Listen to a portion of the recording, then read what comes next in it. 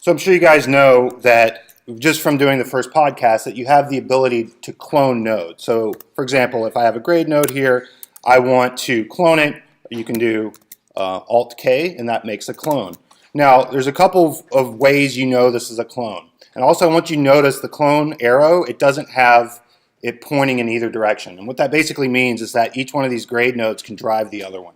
So this could be essentially the parent that drives this one, or this one could be the parent that drives this one. Now, here's the thing with these clones. First, you have this little chip at the top of the node that says C, just letting you know that this node is cloned. So if you change a parameter on this node, it's going to change it wherever else you have it cloned. Okay? Now you see we have this line here. Again, and the question I ask is, or I get asked is, how do I remove this line? Because in our podcast, it's not on. Because we've turned it off a long time ago when we first installed Nuke on our machines, right? But by default, this is on. So how do you turn it off? Okay, a couple different ways. Slow way, we can just go up to our preferences, all right? And in your preferences, just go all the way to the left under node graph. If you guys can see it, can you read it? There you go. So node graph. And you can see you have your expression and your clone arrows enabled. All right, that makes sense? So if we turn these off, that's how you get rid of them. Now, that's the slow way of doing it. If you just want to use a quick key, it is Alt or Option E. Turn those on and off, all right? Another question I commonly get is how do you create the little yellow dots, or what they call the elbows? You guys know what those are? Let me connect so you guys can see it. Again, this is just more for organization. Right, yep. Command, you see that little yellow dot? Like I said, they call them elbows, and you can kind of pull it out, and you can start to organize your stuff a little bit better this way, all right? Again, if you guys, we don't necessarily say how to do it, but we're just doing it in our podcast, but that's how you do it. Again, another kind of common question I get. Now, everyone cool so far on those two things? Okay, so here's another issue that, again, I want to address first before you get into your CG over live and your CG over CG composites. All right? As of Nuke 11, they've kind of changed the way some of these nodes look. Right? Now, you can still access the nodes that we use in the podcast, but there's this thing that you have to do in order to do it. So everyone watch how to do this, because you're going to need to do this for your assignments tonight, especially the CG over live. Okay, so if you notice in the CG over live, when you create the lens distortion node, all right, this is the new lens distortion node in Nuke 11. All right, this is not the lens distortion node I use in the podcast. It's okay, you can still get that node that I use in the podcast, but here's how you do it. All right, in the node graph, you need to right click, and basically what you're seeing is your groups over here. It's just kind of done in this kind of form. And you need to go all the way to the bottom to other. You then need to go to all plugins and click update. Now you'll notice, watch what happens when I tab in a lens distortion node. Now you see there's 3. All right, so the one that I'm using in the podcast is in the middle. So this is the one that I use in the CG over live action. This is the one where you can track it, you can add the distortion in, and do it just like I did it. Now you can use the new one if you want, but it doesn't act like the one that I use in the podcast. Say what's up, man. Can you go over that? Yeah. All right, so how you do this, it's basically what you're having to do is just kind of open up all the nodes that are inside of Nuke, that are hidden inside of Nuke. Keep in mind that there's a lot of nodes in there that are still kind of buggy, they don't really work right, they're just kind of placeholders, or they're old legacy nodes that they don't use anymore. So when you update this to all plugins, you're kind of opening all those up. All right? Again, right-click in your node graph, and you want to go all the way down to the very bottom group called Other, and then you want to go to All Plugins, and then you want to go to Update. Once you update, then you can see all these plugins that you've now, or nodes that you've now kind of created. Can you tell us one more time how to put those elbows in? Yeah, hold down Command. So whenever you have a pipe, so like a pipe right here between 2 points, if you hold down Command, see how it'll put an extra little yellow one? And you just grab it and pull it out, and then there it is. And I mean, if you're really, you could start to draw a little picture with this if you wanted to. All right. Okay, so everyone know how to do the update all plugins right? So you can get the nodes, okay? It's going to be an issue also when you get into the tracking. Again, when we get into the tracking, I'll remind you guys when we need to add noise or when we need to regrain an image, we'll need to do something similar where we load in the plugin that we're using in the podcast, all right? And if you notice, the podcasts are from Nuke 10. It's just when they transitioned into Nuke 11, they just switched that particular node. Everyone cool on that and got that? All right. So now let's go ahead and get into our particular lecture that we're doing today. Let me make sure I got audio. Do you have audio in here, Clavin? Oh, yeah, we do. Sweet.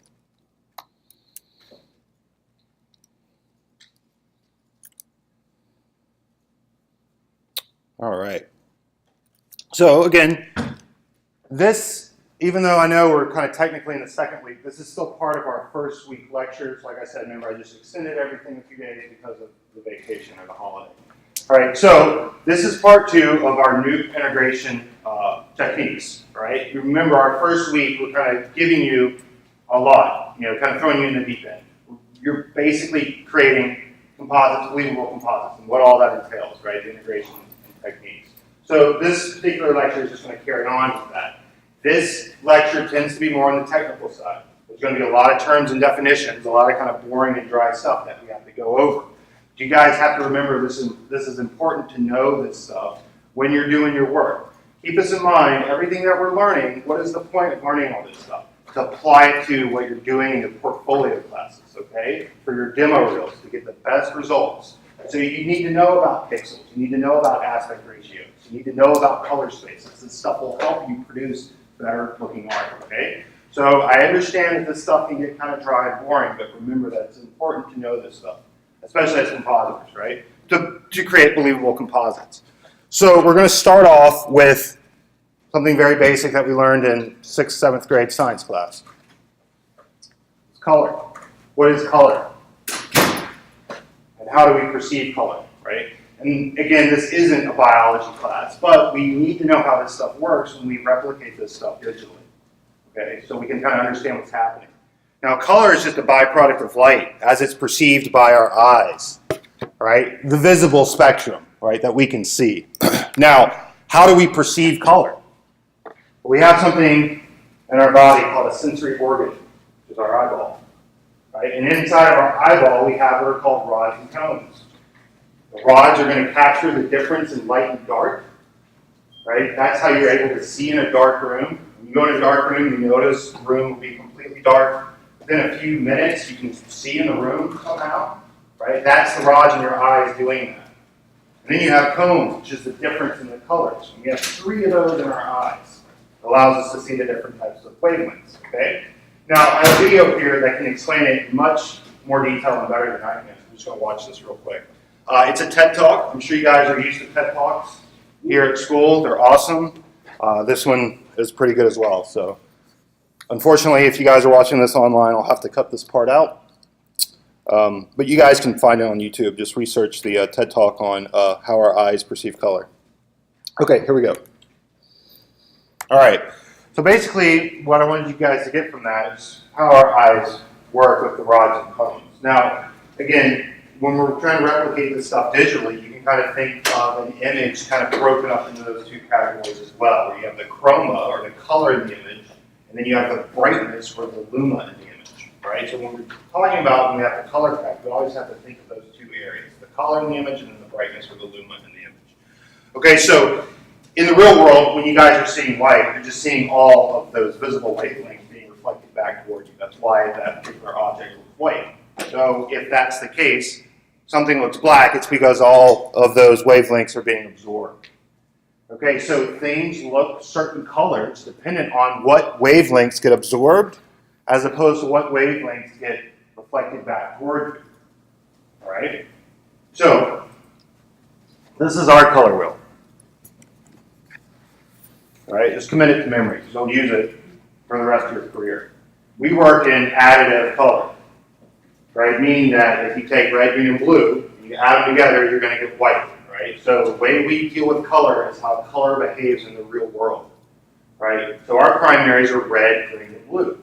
Now, how many of you guys came from a traditional type of art background? If you had some art class in high school or something like that, most of you guys probably did. What were your primaries in those classes? You guys remember? What were your primary colors? Red, yellow, blue, right? Again, that's not an additive process though. If you take red, yellow, and blue paint and mix it together, you're not going to get white. You're going to get something else. Again, when we kind of work how light behaves in the real world, we use red, green, and blue as our primaries. And our complementary colors, again, are magenta, yellow, and cyan. So when you're dealing with color as a compositor, you have to remember the goal of a compositor and what we're doing. We're taking all these different assets from all different types of departments, shot at different times of day over spans of months. We have to incorporate it and make it look like it's all in the scene together at the same time. So when you're color correction, as a compositor, you're doing what's called primary types of color correction. So the two most types of color corrections are problems you'll have when you need to color correct, or what they call color casts. You might have a film plate or a digital plate that comes in and it looks a little too yellow, right? Because it wasn't white balanced correctly, or it looks a little too blue because it wasn't white balanced correctly. If you white balance the camera incorrectly, you're going to get types of color casts like that. So part of our job is neutralizing or removing those color casts. Now you got to keep in mind that we're in additive color here. So if I need to remove blue from an image, I don't actually remove blue. What do I do? Add yellow. Add yellow. Very good. Okay, so if you have an image that has a magenta hue to it, and you want to get rid of that, what do? You add green, okay? That's an additive process. If you can understand this concept, you're halfway there to being able to color correct anything inside of New. All right? So let's do this real quick. I think I have that script open still. We'll make some color here. No, I don't.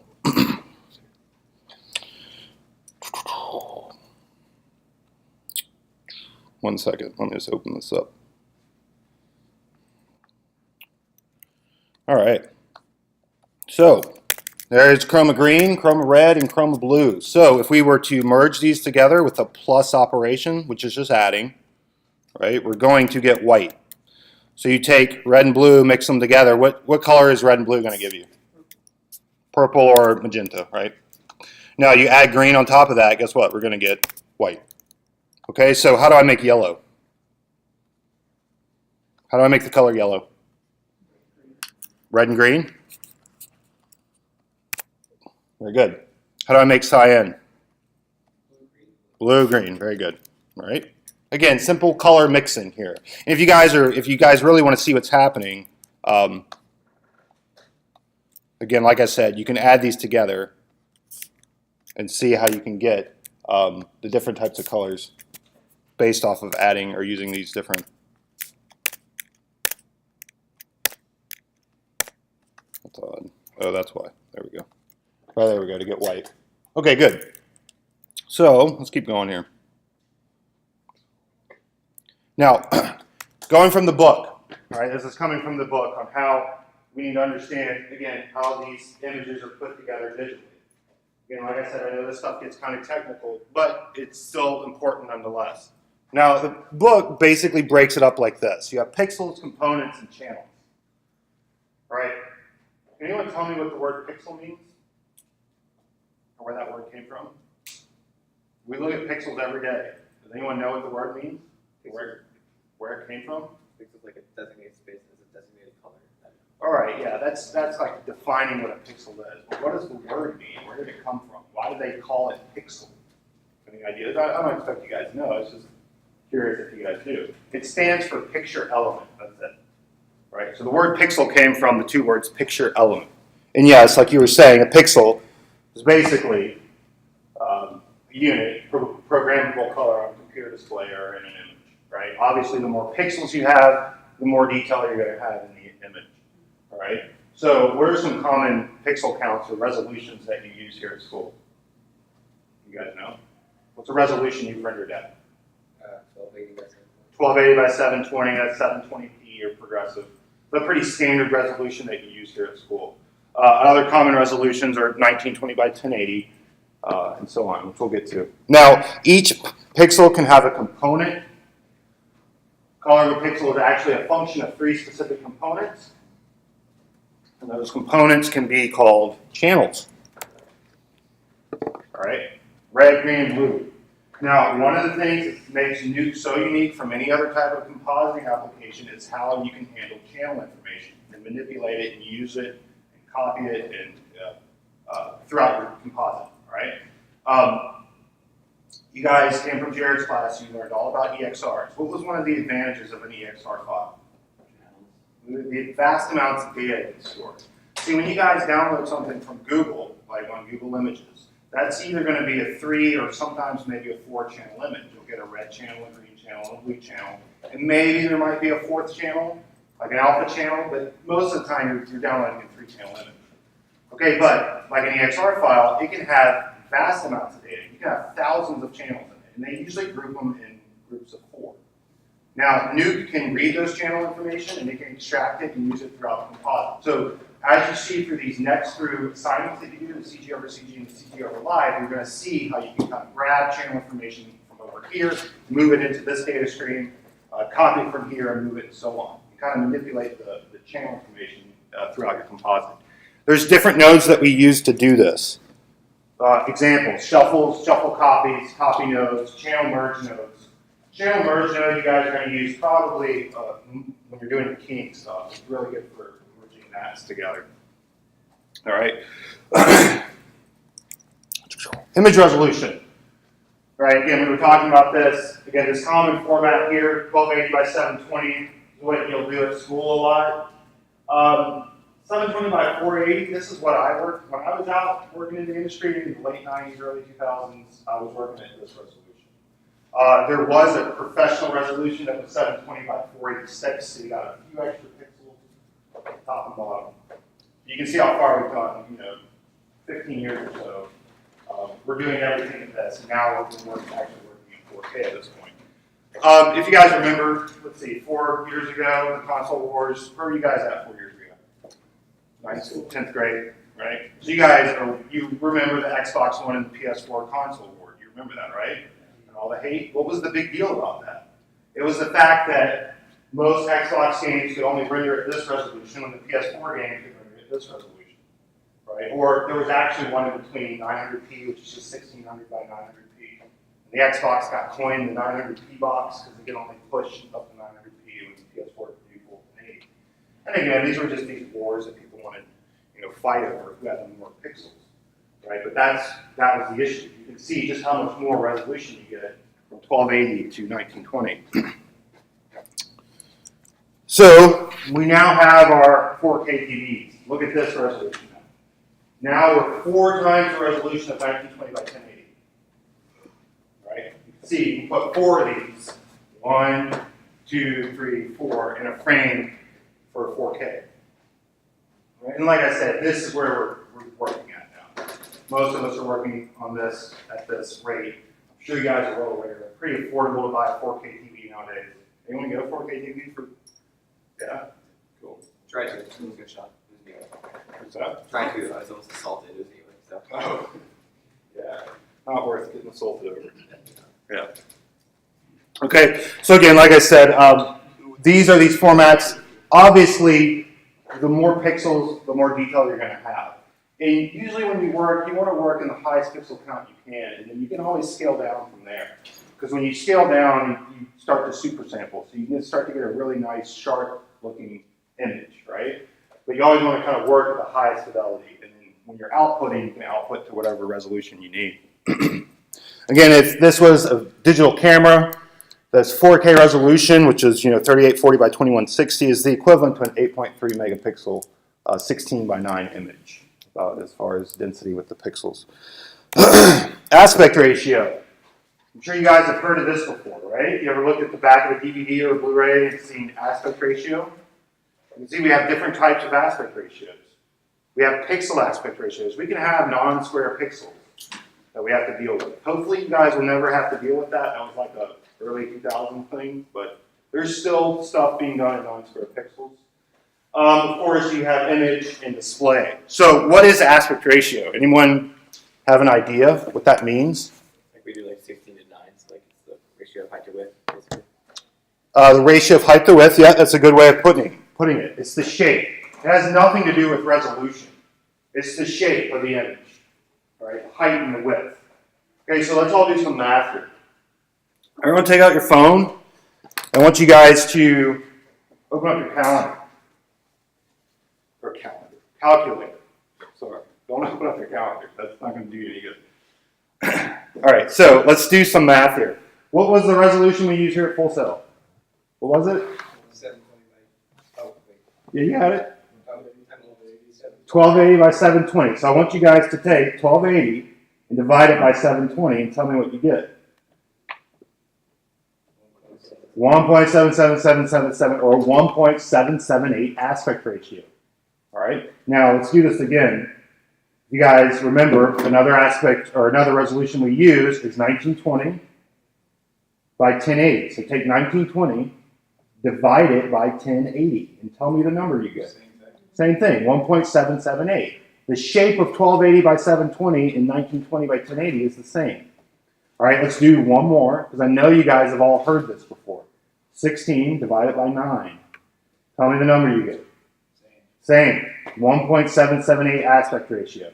1280 by 720, 1920 by 1080, 16 by 9. They're all the same shape, right? Yes, you have more pixels in one over the other, 1080 over, but the shape is the same. They look like that rectangle. All right, now that's not the only aspect ratio we use. All right, 185 to 1 is another popular aspect ratio. Any of you guys watch Stranger Things on Netflix? Yes? Okay, if you guys watch that show, you'll notice you have the real thin black bars at the top and bottom. That's because it's in a 185 aspect ratio. Okay, you can also have 235 to 1 aspect ratios. That's if you buy the Blu-ray, you're going to have the black bars at the top and bottom. That's in a 235. They can even do 240 to 1 aspect ratio. And then you can have really wide stuff like The Hateful Eight. Anyone see The Hateful Eight by Quentin Tarantino? Yes. That's in a 270 by 1 aspect ratio, I think. That's really, really wide, skinny and wide looking. Okay, and not only that, they're starting to mix and match aspect ratios within a film. If any of you guys saw The Dark Knight, or did any of you guys ever see The Dark Knight in IMAX, or the latest Star Wars film in IMAX? Or have you guys ever seen a film where you had scenes shot in IMAX? IMAX is its own format. It's more 4:3, so it looks more square. So what would happen is, say, for example, The Force Awakens. When I saw The Force Awakens in IMAX, the scene where they get in the Millennium Falcon and they're escaping. You guys have all seen that film, right? Yeah. You guys can think about this scene. Okay, so what would happen was you would see a scene and you'd see Rey in the cockpit and you'd have the black bars at the top and bottom. You got to remember, I'm in the IMAX theater seeing this. So you see Rey, black bars at the top and bottom. Then they cut to an effect shot outside the Millennium Falcon final, but all of a sudden the aspect ratio changes. Now it's filling the entire screen. And you're just like, whoa. And then it cuts back to Rey and you got the black bars. And it cuts back outside and now you got the full. So they're starting to mix these types of aspect ratios. Specifically because they're starting to shoot more and more stuff on IMAX. Even more of The Last Jedi was shot on IMAX and The Force Awakens. So they're continuing to kind of do that type of stuff they would never do 10 years ago. They're starting to do that now. And if you guys go see, while you're here in Orlando, I always say go see a movie in true IMAX. Most IMAX theaters are fake, or they're faux max. The only true IMAX theater here in Orlando is at Point Orlando. The Last Jedi is going to come out in 2 weeks. I highly advise go see it in an IMAX theater. Experience seeing something in IMAX with the full crowd. Like, it's just do it, right? Just have that experience. Okay, so anyway, aspect ratio, right? Now that's just talking about our display. Again, you can see 1.0, that would be completely square. 1.33, that's our old 2 TVs. Those are the TVs at our grandma's house, right? That she still has. And then all of our TVs are 1.778 or 1.78 aspect ratio. Of course, like I was saying, we can have pixel aspect ratio. Hopefully you guys won't have to deal with working with pixels or non-square pixels, but from time to time it can happen. NTSC, that is a North American standard in Japanese. If you guys work in Europe or work over there, you're going to be working in PAL, that stands for phase alternating lines. You can see theirs is just a little bit wider than a pixel. Now we're talking it's 1.1. So it looks like it's a square. It's really hard to tell that it's not. But look at anamorphic. Anamorphic is 1.9. So at this point, the pixels are basically a rectangle. Right now, if you look at the back of a Blu-ray or back of a DVD and you see anamorphic, what it's doing to that file on the DVD is stretching it out like that. There's a flag on the Blu-ray or the DVD that tells it to do that to the image, to stretch it out when it says anamorphic. So I don't know if you guys have ever ripped a DVD. Have any of you guys ever tried to rip a DVD? If you do that, you rip an anamorphic DVD, when you get that movie file on your computer, everyone's going to look really thin and skinny and really tall because it doesn't have that flag. It doesn't know to stretch it out to make it look correct in that anamorphic format. All right, so if you ever see that, you're looking at the stuff on the back of a Blu-ray and you see that anamorphic, that's what it's doing to the file on the Blu-ray or DVD. All right, and of course, it's very common to see these old CRT monitors still being used. These Sony ones, I used to have one. I just got tired of carrying it around because I used to move a lot and those things are heavy. But any post house you go in, visual effects house, editing bay, they're going to have these Sony kind of CRT monitors up that they're using stuff to look at. Of course, we've got our monitors. It's so funny because we've just tried to make our monitors match what these old CRTs look like. We'll get to that in a moment here. But again, just different ways you can view it. So we have our image, of course, our display, and then our pixel aspect ratios. All right. So color spaces. Now, how much color space talk did you get in Jared's class? Did he go over color space with you and talk about linear and sRGB? Do you guys remember that? Does that sound familiar? Okay. Color space is just a way of representing color in a digital realm. All right, that's when we say color space, that's all we're talking about. And there's different types of ways we determine this. We work in what's called sRGB color space. We'll talk about what that is here in a moment, but there's other color spaces that we use. Rec 709, which would be broadcast. If you're broadcasting to HD TV, you're going to be broadcasting in that color space. It's very, if not identical, very close to sRGB. You've also got log, that's more of a film. Cineon, which is film. Now, I want you guys to look at these two here that I put up, because this stuff is evolving and changing as I'm talking about it. We now have high dynamic range television. I'm sure you guys have seen it, right? High dynamic range monitors. So we can see values that go way beyond 1 now. So look at the color gamuts here. This is our normal color gamut, right? Look at the difference in the variations from the brightest whites to the green and so on. Just kind of start in the middle and work your way out. All right, now look at HDR10. Most of the TVs that are coming out now that are called HDR are in this HDR10, right? Look at the difference in variations between now coming from the center and going out, right? You have much more dynamic, broader range with your values and your colors. Okay, now look at Dolby Vision. Look how much more Dolby Vision is than HDR10. Now, this is so in theory, you don't have any displays that can display all this color just yet. Okay, but like I was trying to say, this stuff is kind of evolving and changing as we're talking about it, how we're dealing and looking at color. Does anyone have an HDR display in here? Has anyone ever seen or looked at an HDR display? No. I just bought an HDR TV, and it's awesome. I can't even begin to describe to you like how awesome stuff looks in HDR. Of course, you've got to watch stuff in HDR. But for example, Stranger Things on Netflix is in HDR. And if you guys watch season 2, you'll know that's a very, very kind of color saturated. There's all these types of lights, you know, they got the flashlights, and it's real dark in certain areas. It really looks good in HDR. So if you guys have never seen anything in high dynamic range, go check out a demo. Most Best Buy or somewhere like that will have a demo. You can see just the difference between standard or LDR or in HDR, high dynamic range.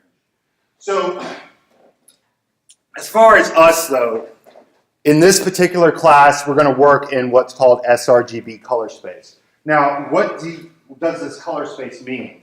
Sometimes you can call these color transforms, and sometimes they can be called LUTs. And like I was just saying, if you guys remember from my first lecture, there's these standards in place on how we have to do this stuff and deal with color. Open color I/O, which I/O just stands for input, output, or in, out. You have to remember, when you're working in a feature film, you guys ever sit through the credits, there's going to be 20 or 30 studios working on that film. It's just the way it works now. Even a Marvel film or a Star Wars film, you're not just going to have one effects studio working on the entire film. That stuff doesn't happen anymore. So they had to create standards so this stuff can pass between these different studios and work. I mean, when we're dealing with millions of dollars, this stuff has to be efficient and work and everything works correctly. So like I said, Open Color I/O allows us to deliver in very specific formats whatever we need to whatever post or visual effects house. Like I said, it's compatible with the stuff that we talked about in the first lecture, ACES, the Academy Color Encoding System. Now, when we're talking about transforms or LUTs, a LUT basically is a lookup table. And this is what we call a linear LUT, right? This is how we deal with the input and the output of what's coming in and what's going out. So I'm going to teach you guys how to read a LUT so you understand what's going on here. All right, so input values come in from the bottom and output values go off to the left. So let's say we take an input value of a midpoint gray, which is 0.5. Right, it comes in, hits the LUT right here, and then it shoots out. Now this is linear. So the best way to describe what is a linear color space is that your input and output values match.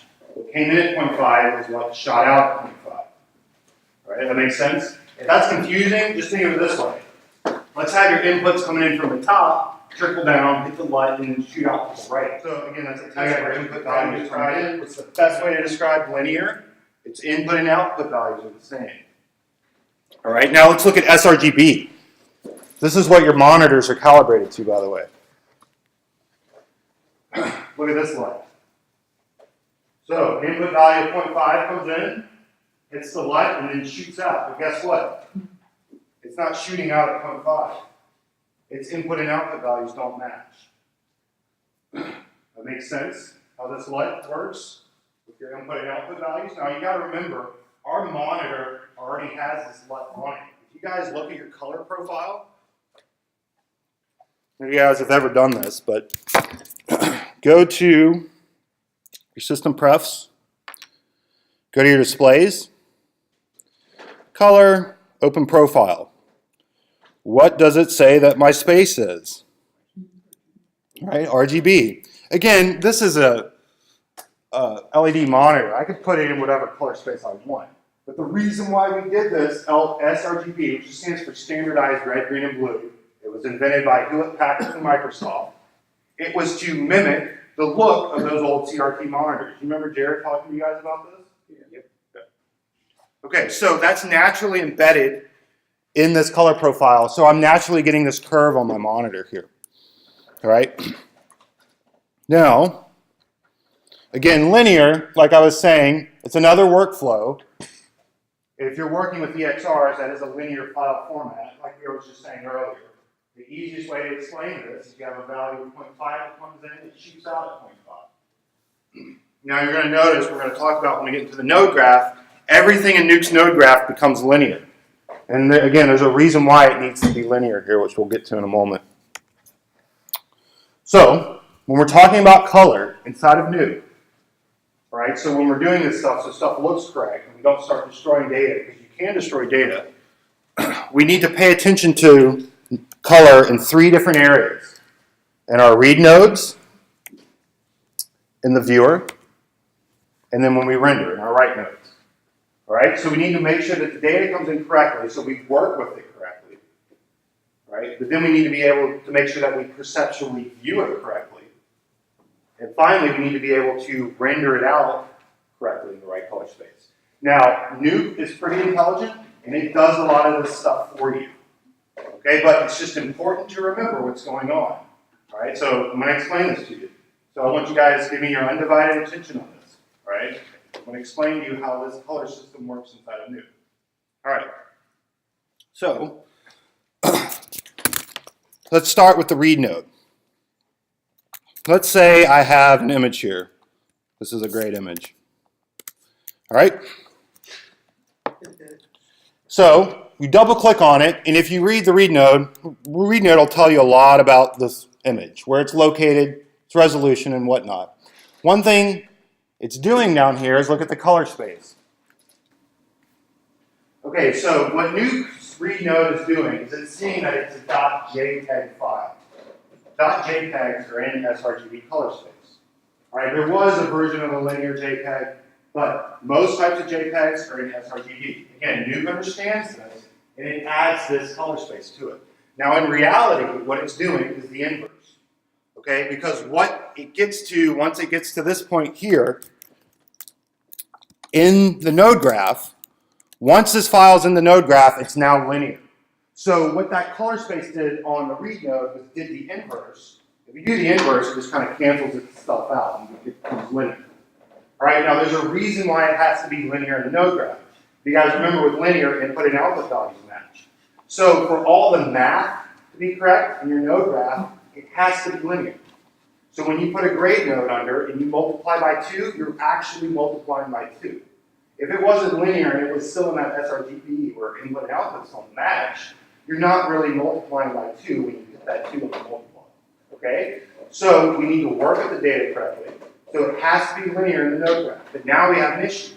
We have to perceptually view it correctly. Remember, we have that natural curve on our monitor from our color profile. So that's where we pay attention to it in the viewer. In the viewer, because this is actually what the image looks like. In the node graph, the image looks like this. Okay, because it's a linear file, and then we're looking at it with the natural curve on our monitor, which is making it look dark like that. So when you set your viewer to sRGB, guess what it's doing?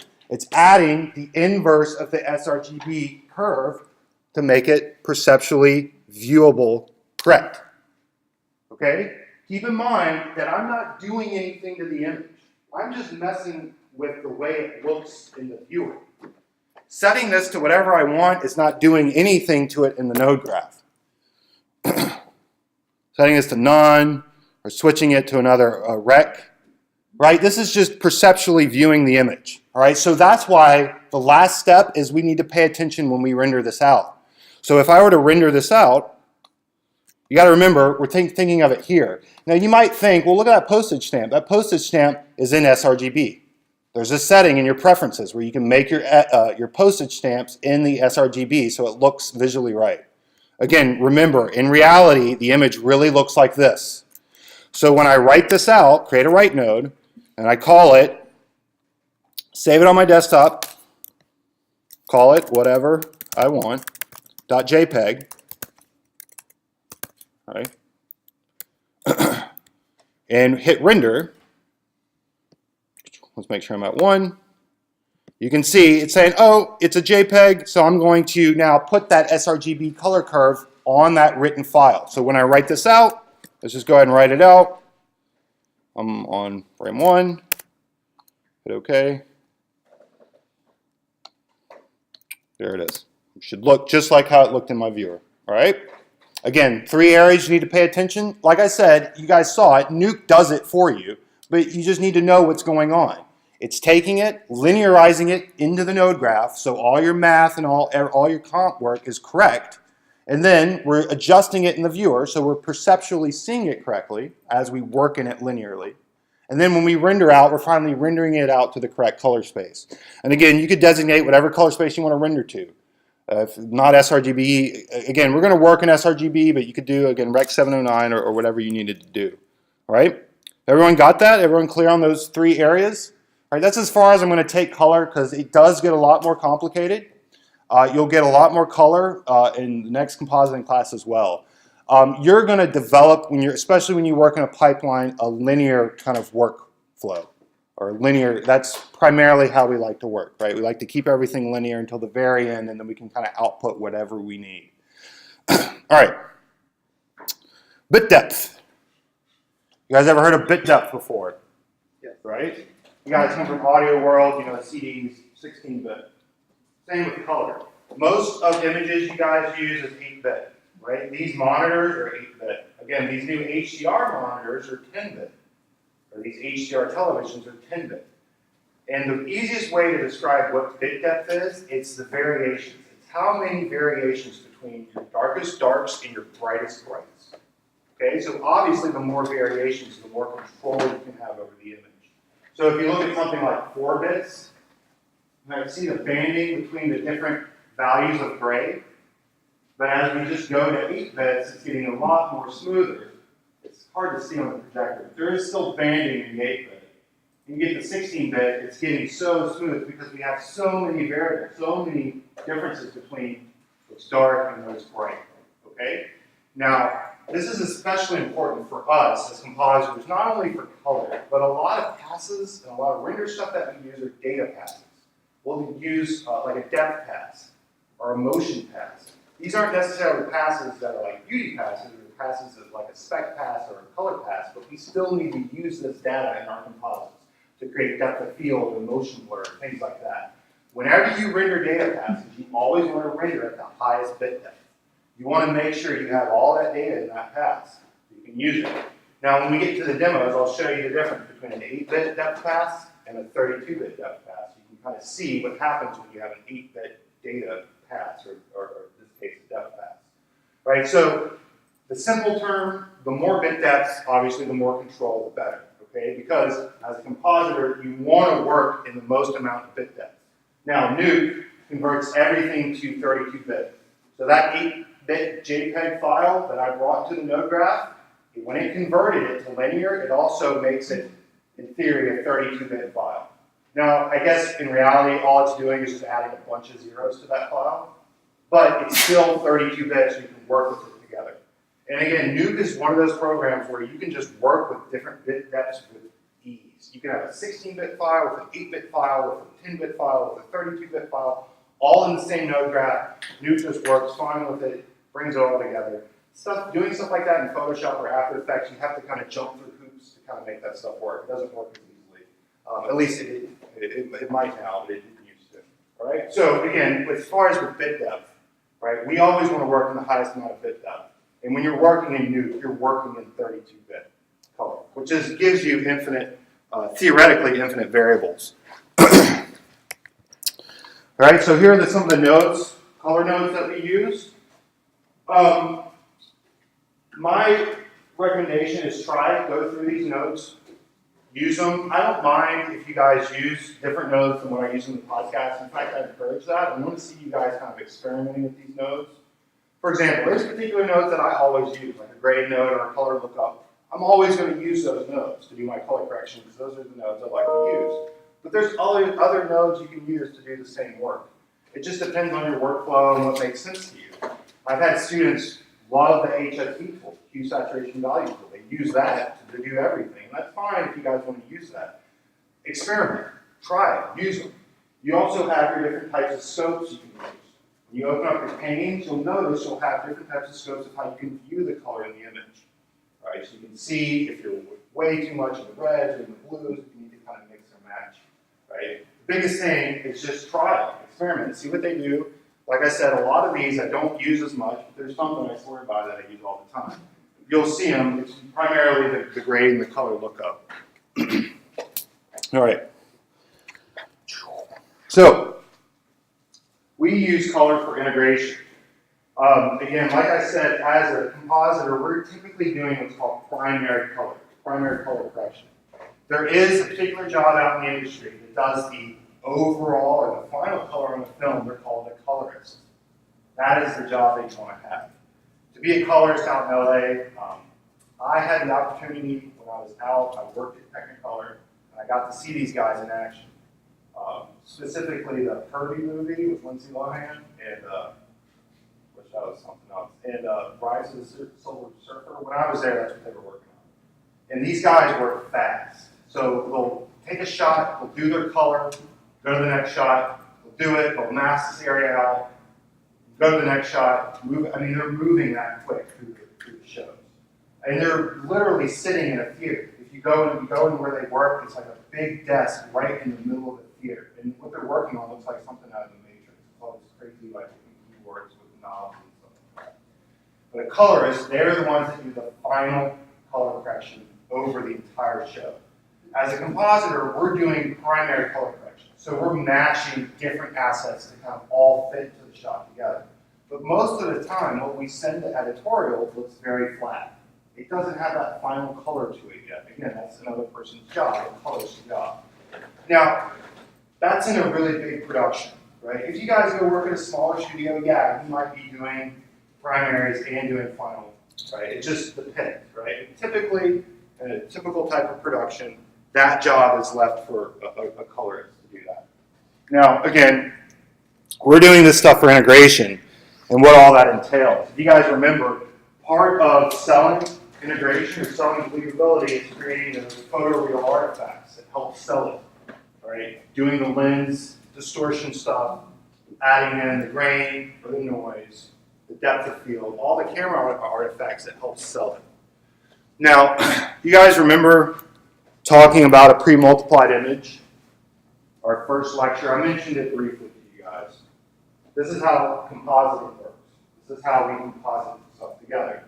What is a pre-multiplied image? Basically what this is we take our color and we multiply it by the values we see in the alpha. Right? That's what gives us our transparency in the color. Right? This is simple math, right? All right, you see an alpha channel as black and white, don't think of it as black and white, it's data. It's 1 and 0. All right, so when you multiply a value by 1, it stays the same. It doesn't matter what it is. 5 times 1 is 5. 5,000 times 1 is 5,000, right? It's easy, just easier with 0, right? Anything multiplied by 0 is 0.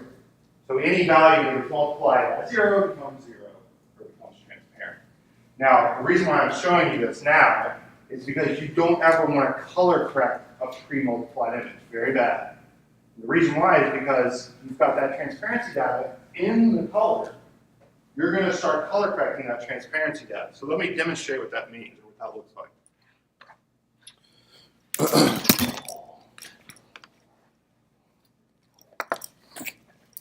Oh, here it is. Thought I lost my pen. Okay. Do I have... Okay, well, let me do this real quick. Do A and the B. Here's a good example of how I'm using channel information. Let's see. Oh, same I want to do. Let's do a shuffle copy then. You go into 2, you go into 1.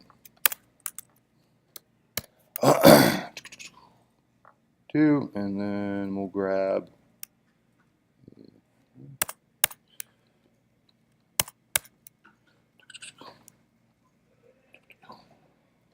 all right.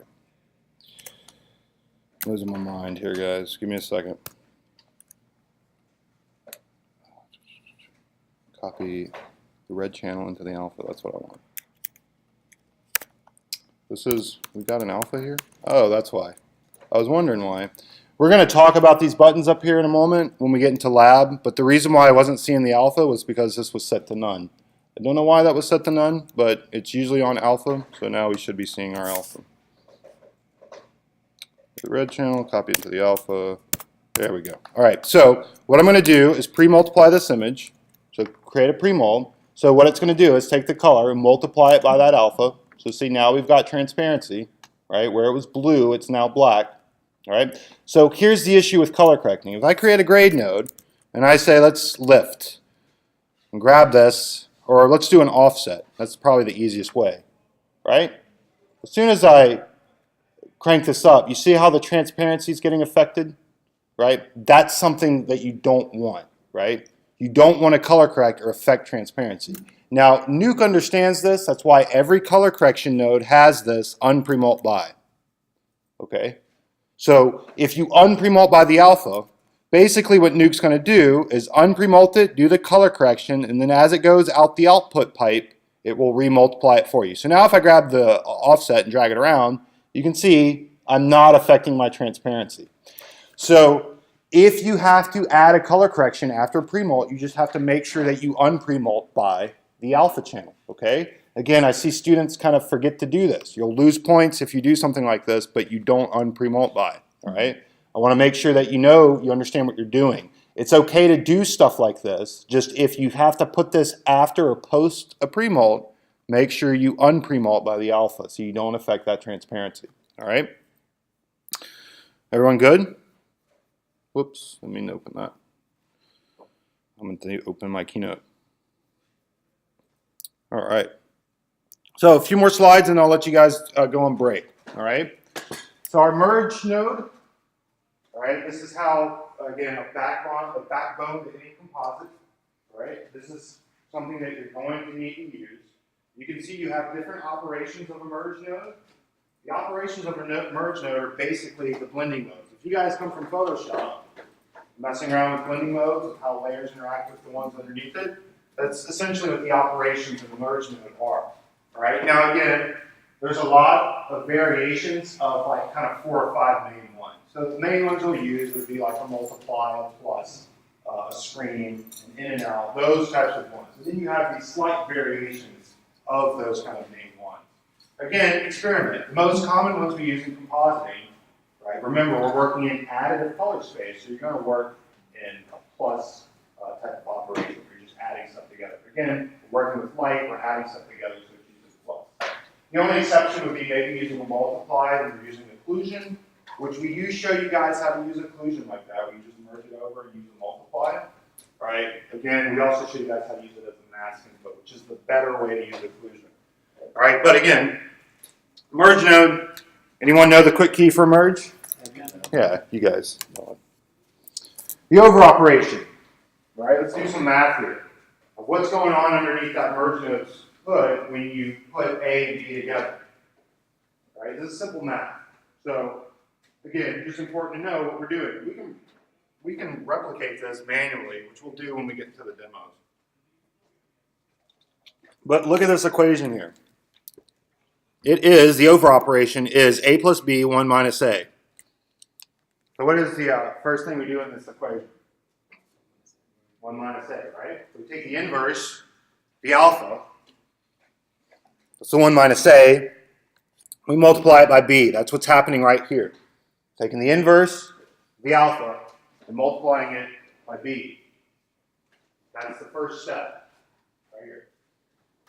Second step is we take this, our pre-multiplied A, and we plus it or add it with this to get that. It's as simple as that. That's an over operation, right? And if you guys want to know the math, what's going on, and kind of help you when you're trying to create a specific look, it helps to kind of know the math of what's going on. You can do this with a merge node, any node in Nuke, really. You kind of highlight over. Oh, you're going to make me a liar. Typically it shows, oh, come on. Usually it gives me your little help. Come on, why are you not doing it? Am I losing my mind? Yeah, I don't know. For some reason, it's my machine's being weird here. I don't know. Maybe it's because I'm recording. Okay, so typically, if you hover over the operations, it'll show you a list of all the different operations. Try it. If you guys have Nuke open, you guys should be able to see it. For some reason, it's not working on my machine. It's probably just because I'm in lecture, and it's just that's the way it goes. Stuff doesn't work when you're in lecture. What's that? Did it work? You're in lecture, so. Yeah, it's just that. I don't know why it's not doing it. It'll probably work when I'm in lab. Okay, so anyway, you can look through all the different operations and see the math of what's going on underneath the hood, of what it's doing. To create a multiply or to create an in or an out, those are common operations we use. You can see what it's doing. Again, I wish it would show me, but for some reason it's not. Here's another thing you guys can do, though, that I will show you. Every node has this little question mark. So if there's anything about a node you want to know, Nuke's documentation is really good. Just click on the question mark, right? And it'll show you everything about the node. Inputs and outputs. If there's any step-by-step guides or video tutorials, they'll have it there for you. Any node, you can do that, okay? So if it's 2 o'clock in the morning, you're working, and you don't know how to do something on a node, and I'm not available, you can always, use the help. Again, it's there for you. Again, like I said, they have really good resources with their help stuff. Okay, so concatenation. I always have to think of this word before I pronounce it. Now, this deals with transforms, and specifically how the math kind of trickles between these transforms. Now, it's important to talk about this when we're dealing with color, because if you don't do this correctly, you can destroy data, right? And this can be an issue when you start to color correct data that's been destroyed or it's been kind of clipped or whatnot. So let me show you what when I break concatenation, what it looks like. It's much easier to see it. You can kind of see it here, but this is very subtle. But we're breaking concatenation here, and you can kind of see the artifacts we're getting around the edges. But I'm going to do something much more extreme so you guys can see it. All right, so I'm going to take this guy here, this guy, and I'm going to do something. I'm going to, oh. All right, so guys, you might notice something happening here. And I'm glad this is happening because I can show you. If you notice, my viewer looks really dark. You guys notice that? See how dark it looks? That you guys probably don't notice, but that's not the correct way the viewer is supposed to look. So if this happens, delete your viewer, right, and create a new one. You guys know how to create a new viewer? You can tab it, yeah, or you can just hit Command-I, and that will create a new viewer. So there's my viewer. So now if I grab this guy, and okay, where did the trooper go? No, I didn't delete it. It turned into the viewer. There we go. Okay, so now if I load this in, that was weird. It like morphed into the viewer. There, now we're seeing it right. Some weird stuff happening in this lecture today. I don't know what it is. Okay, so let me show you what the concatenation is. What I'm going to do is I'm going to take a transform, T on the keyboard. I'm going to scale this guy, I don't know, 0.01. All right, and then immediately after, I'm going to just scale him back up. Now, again, this is not something you would ever do. I'm just trying to demonstrate to you what's happening with concatenation. So let me look at this transform. Let me look at the original plate. There's the original plate, and there's after those two transforms that I've done. You'll notice nothing's happening to the image as I flip between them. All right, that's concatenation. Nuke is smart enough to know that the math that's being done here is folding down into the math that's being done here. And it knows that they're basically canceling each other out, so it's not doing anything. All right, that is concatenation. Now watch what happens when I put a node between these two transforms. What do you guys think is going to happen? I'm going to break the concatenation. So I'm going to create a blur. I'm not even going to adjust anything in the blur's node. I'm just going to put it in between, and look what happened to the image. All right, so I broke the math. Now again, this is way too extreme. You would never do something like this. But it is very possible to do this on a much smaller scale, where we're talking about a pixel or two that you're destroying. And to destroy data, that's the quickest way to lose your job, right? If you're destroying data in an image and they can see that you don't really know what you're doing and that you did that, you didn't realize that you're doing that, yeah, that's not going to be very good. So one of the reasons why nodes are colored this way in Nuke is so you can see if you do stuff like this, right? I just know because of using Nuke that certain nodes are colored a certain way. So I know blur or filter nodes are always going to be orange, color correction nodes are always going to be light blue, channel nodes are always going to be that reddish color. So the visual color of nodes kind of helps you determine, or you can see, oh, I've got these purple nodes with an orange in between. I better check and see what that is. Now, you can go much further into concatenation if you guys look it up, and you can see what nodes concatenate downstream and upstream in Nuke. It's mostly, like I said, it deals with your transforms. I'm just mentioning it to you in this particular lecture because it applies to color. Because again, if you destroy data and then you try to color correct that data that's been destroyed, it's going to look weird, and you're going to wonder why it's looking weird. And it's probably because of something like that, where you've destroyed the math upstream. All right. So let's see the last few slides here. All right. Again, we talked about the EXR file format.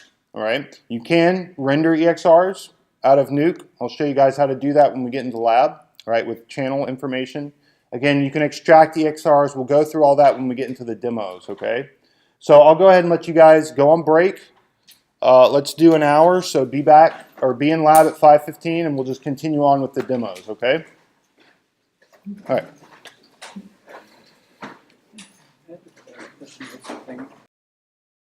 Okay. So we're going to go over a few of the settings here in our viewer, and we haven't talked about yet. But again, like I said, it's important to understand this, the nature of how Nuke kind of works and how it uses its channel information. All right. So let's just start with the viewer here, and let's look at these buttons up here at the top. All right. So these two buttons you guys should be at least familiar with. This RGB is just what we're viewing. We're viewing the color channels at this point. Of course, we can look at individual color channels within the viewer if we select it, or we can use the hotkeys, right? This is just the color space of the viewer. Remember, we talked about this in lecture. We're just setting our viewer to the color space. You guys are probably going to leave this at sRGB and never change it, at least not in my class, all right? But we have these two buttons here that we need to discuss, all right? Now, something that Nuke does with its channels is it likes to put channels in groups of 4. Okay, so when you have an EXR file with all those thousands of channels, it's going to organize them into groups of 4. Now, these groups are called channel layer sets. That's the full name of them. Sometimes you'll hear us just call them channel sets. Sometimes we'll just call them layers. Sometimes we'll just call them channel layers or channel set layers. That's the full name, all right? Now, the channel set layer that we work in is what we call the first channel set, which is just a generic channel set, right? So its name is literally just the channels, RGBA, right? You are primarily going to work in this channel set, right? This is the channel set that we work in when we're inside of Nuke. Now, what's to the right of it is just what you want to represent the alpha of this channel set. So in this case, it's just saying, for RGBA, let's have the alpha represent the alpha. But there could be a situation when you might want to use another channel as the alpha. So if there was channel information here, you could say, okay, RGBA channel set, but for that A, I'm using the red channel as the alpha. Okay, that's all that's for. Again, most of the time, you'll leave this stuff kind of where it's at. All right, so let me look at an EXR here to kind of demonstrate this. When I load an EXR into the viewer, this thing's not going to work. All right. We are looking at the RGBA channel set of this particular EXR, which in this case is the reference file, right? What you're going to match, okay? If you look, we have the ability to look at all the different channels inside the EXR right here. Now keep in mind, we're just viewing them. I'm not extracting anything out of the file yet. This is the viewer, this is just viewing the data in the file. So for example, I could say, let me just look at the diffuse, what is the diffuse? Who can tell me what render pass the diffuse is? Very good. It's the color with some amount of shading. And you can have different types of diffuse. It's just going to be the different types amount of shading on it. No shading, they'll sometimes call it just a material color pass. It's a type of diffuse, but it could just be called material color. Now, if you guys go to the game world, what is the diffuse pass called in the game world? Anybody know? Very good. Albedo. Okay.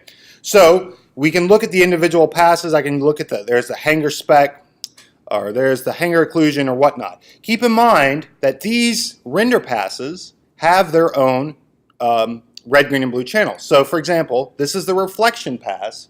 This reflection pass has a red channel, a green channel, a blue channel, and an alpha channel, which in this case it's empty. Okay? So these channel sets are usually grouped to 4, right? And again, like I said, how we can move and manipulate this stuff is kind of what separates Nuke apart and makes it so unique. So you guys came from Jared's class, so you saw this. He showed you guys, he rendered an EXR, and he showed you guys how you extract the data from the EXR, right? Did he show you guys that? You guys remember that? No? Okay, so how did he do it? Do you remember how he did it?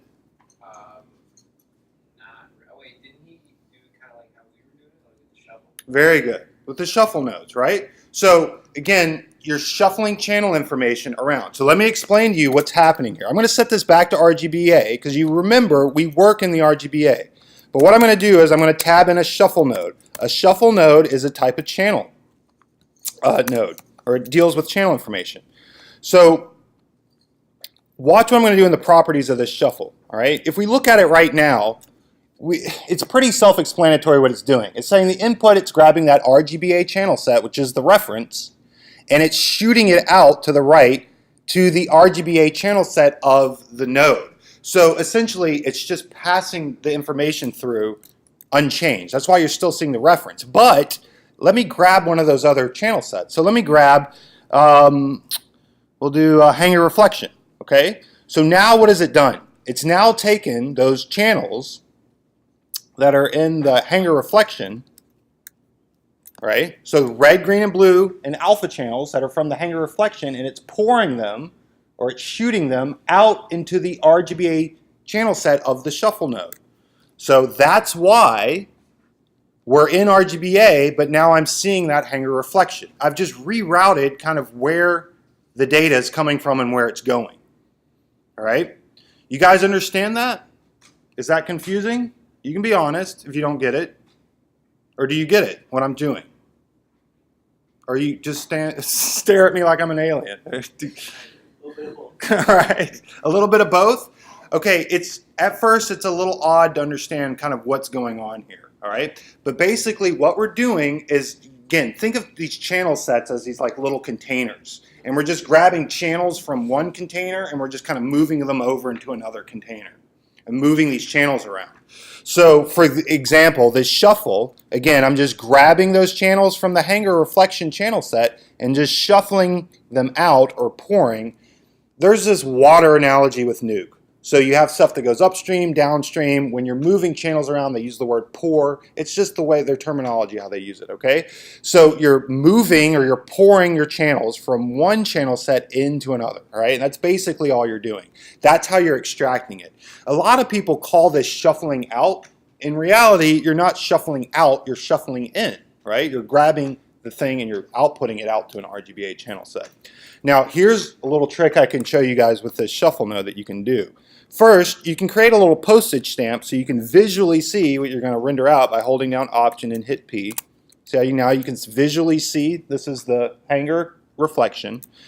But if you go into the Node tab of the shuffle, you can add in this little simple expression. You can do open bracket, value in, close bracket. All right.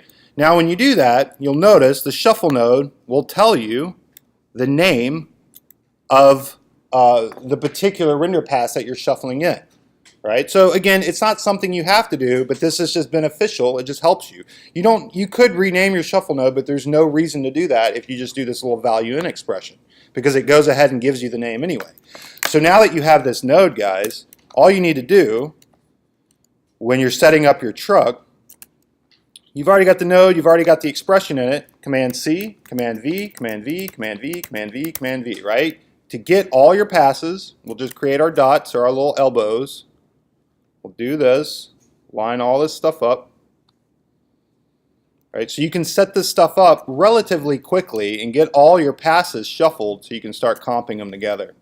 Now, guys, what is the whole point of doing this? Why am I extracting these render passes just to put them back together again? What's the point? Yeah, more control, right? It just gives you, it's not that it gives you more control, because obviously you have the most amount of control in Maya, right? But it's just being able to give you results quicker, right? So it gives you control over it, and you can get those results a lot quicker as opposed to going back into Maya and having to re-render a reflection pass. You can just, in the comp, turn the reflection pass down and you're done, right? Okay, what's that? Right, and yeah, you can look and just, sometimes, yeah, it's just good to just see the data that it's grabbing. So look, as I keep updating this, you notice I did hanger spec, it updates the hanger spec. This one will be hanger occlusion. So just copy this shuffle and just reset its inputs. All right, and this could be, I don't know, whatever you need it to be, all right? And again, you're going to use this when you do, obviously, if you're rendering your own stuff out, if you're setting up render layers. Did he show you guys how to do render layers in RenderMan? Yeah. Okay, so if you render that stuff out, it's not as intuitive as I would like, but I think they're getting better with it. Anyway. He didn't show me because I was pretty much brand new at it. Yeah. It's not something I cover in the class, but maybe if we have some time, we can kind of go over it. Okay, so that's how we shuffle channels out of an EXR. But sometimes we need to move channel information from one stream into another. Okay, so let me give you an example of that. Let's say I have this particular image here, this painting, this map painting.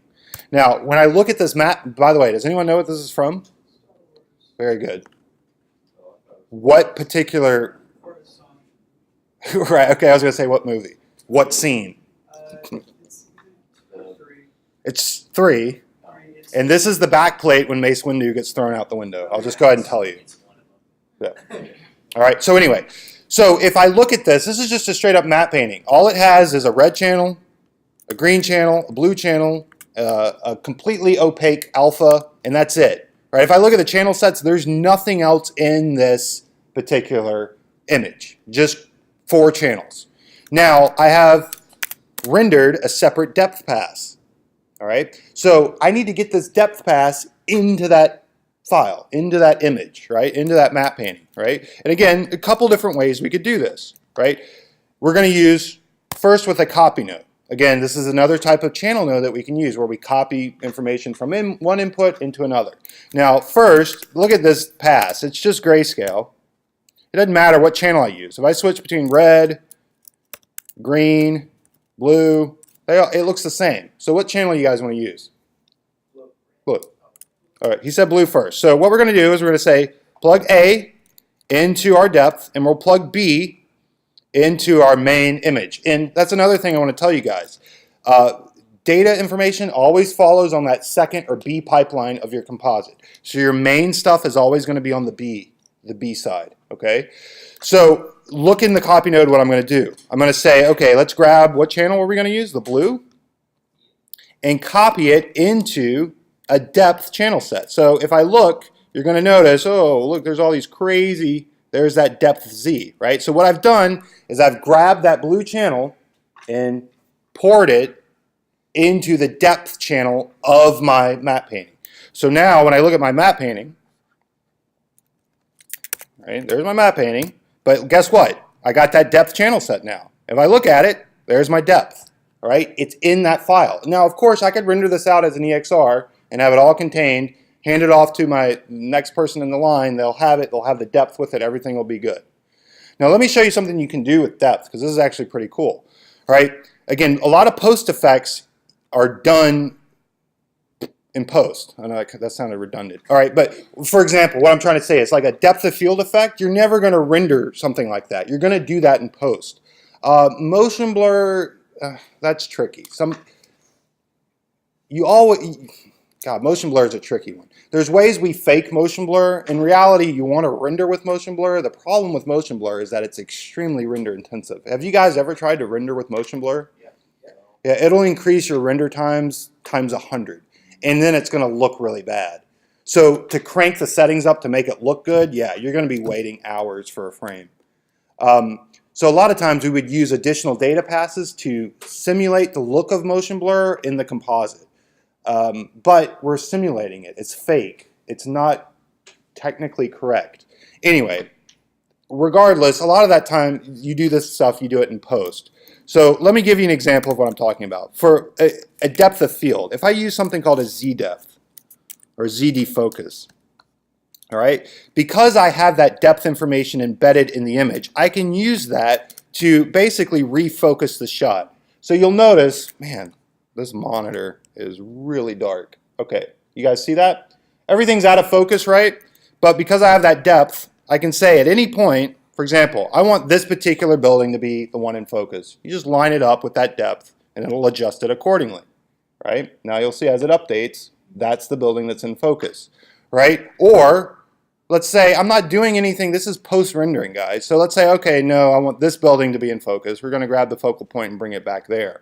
And then go ahead and adjust this stuff after the fact, right? This is why you don't want to render with this stuff, because you can do this stuff in post and it looks just as good or just as well. Now, not only can you do a ZD focus like this, you can also do something called a Z slice. Now, this is really cool because you can cut the scene up in 3D. Remember, this is a 2D image, but I'm about to cut it up in 3D using this Z slice type of technique.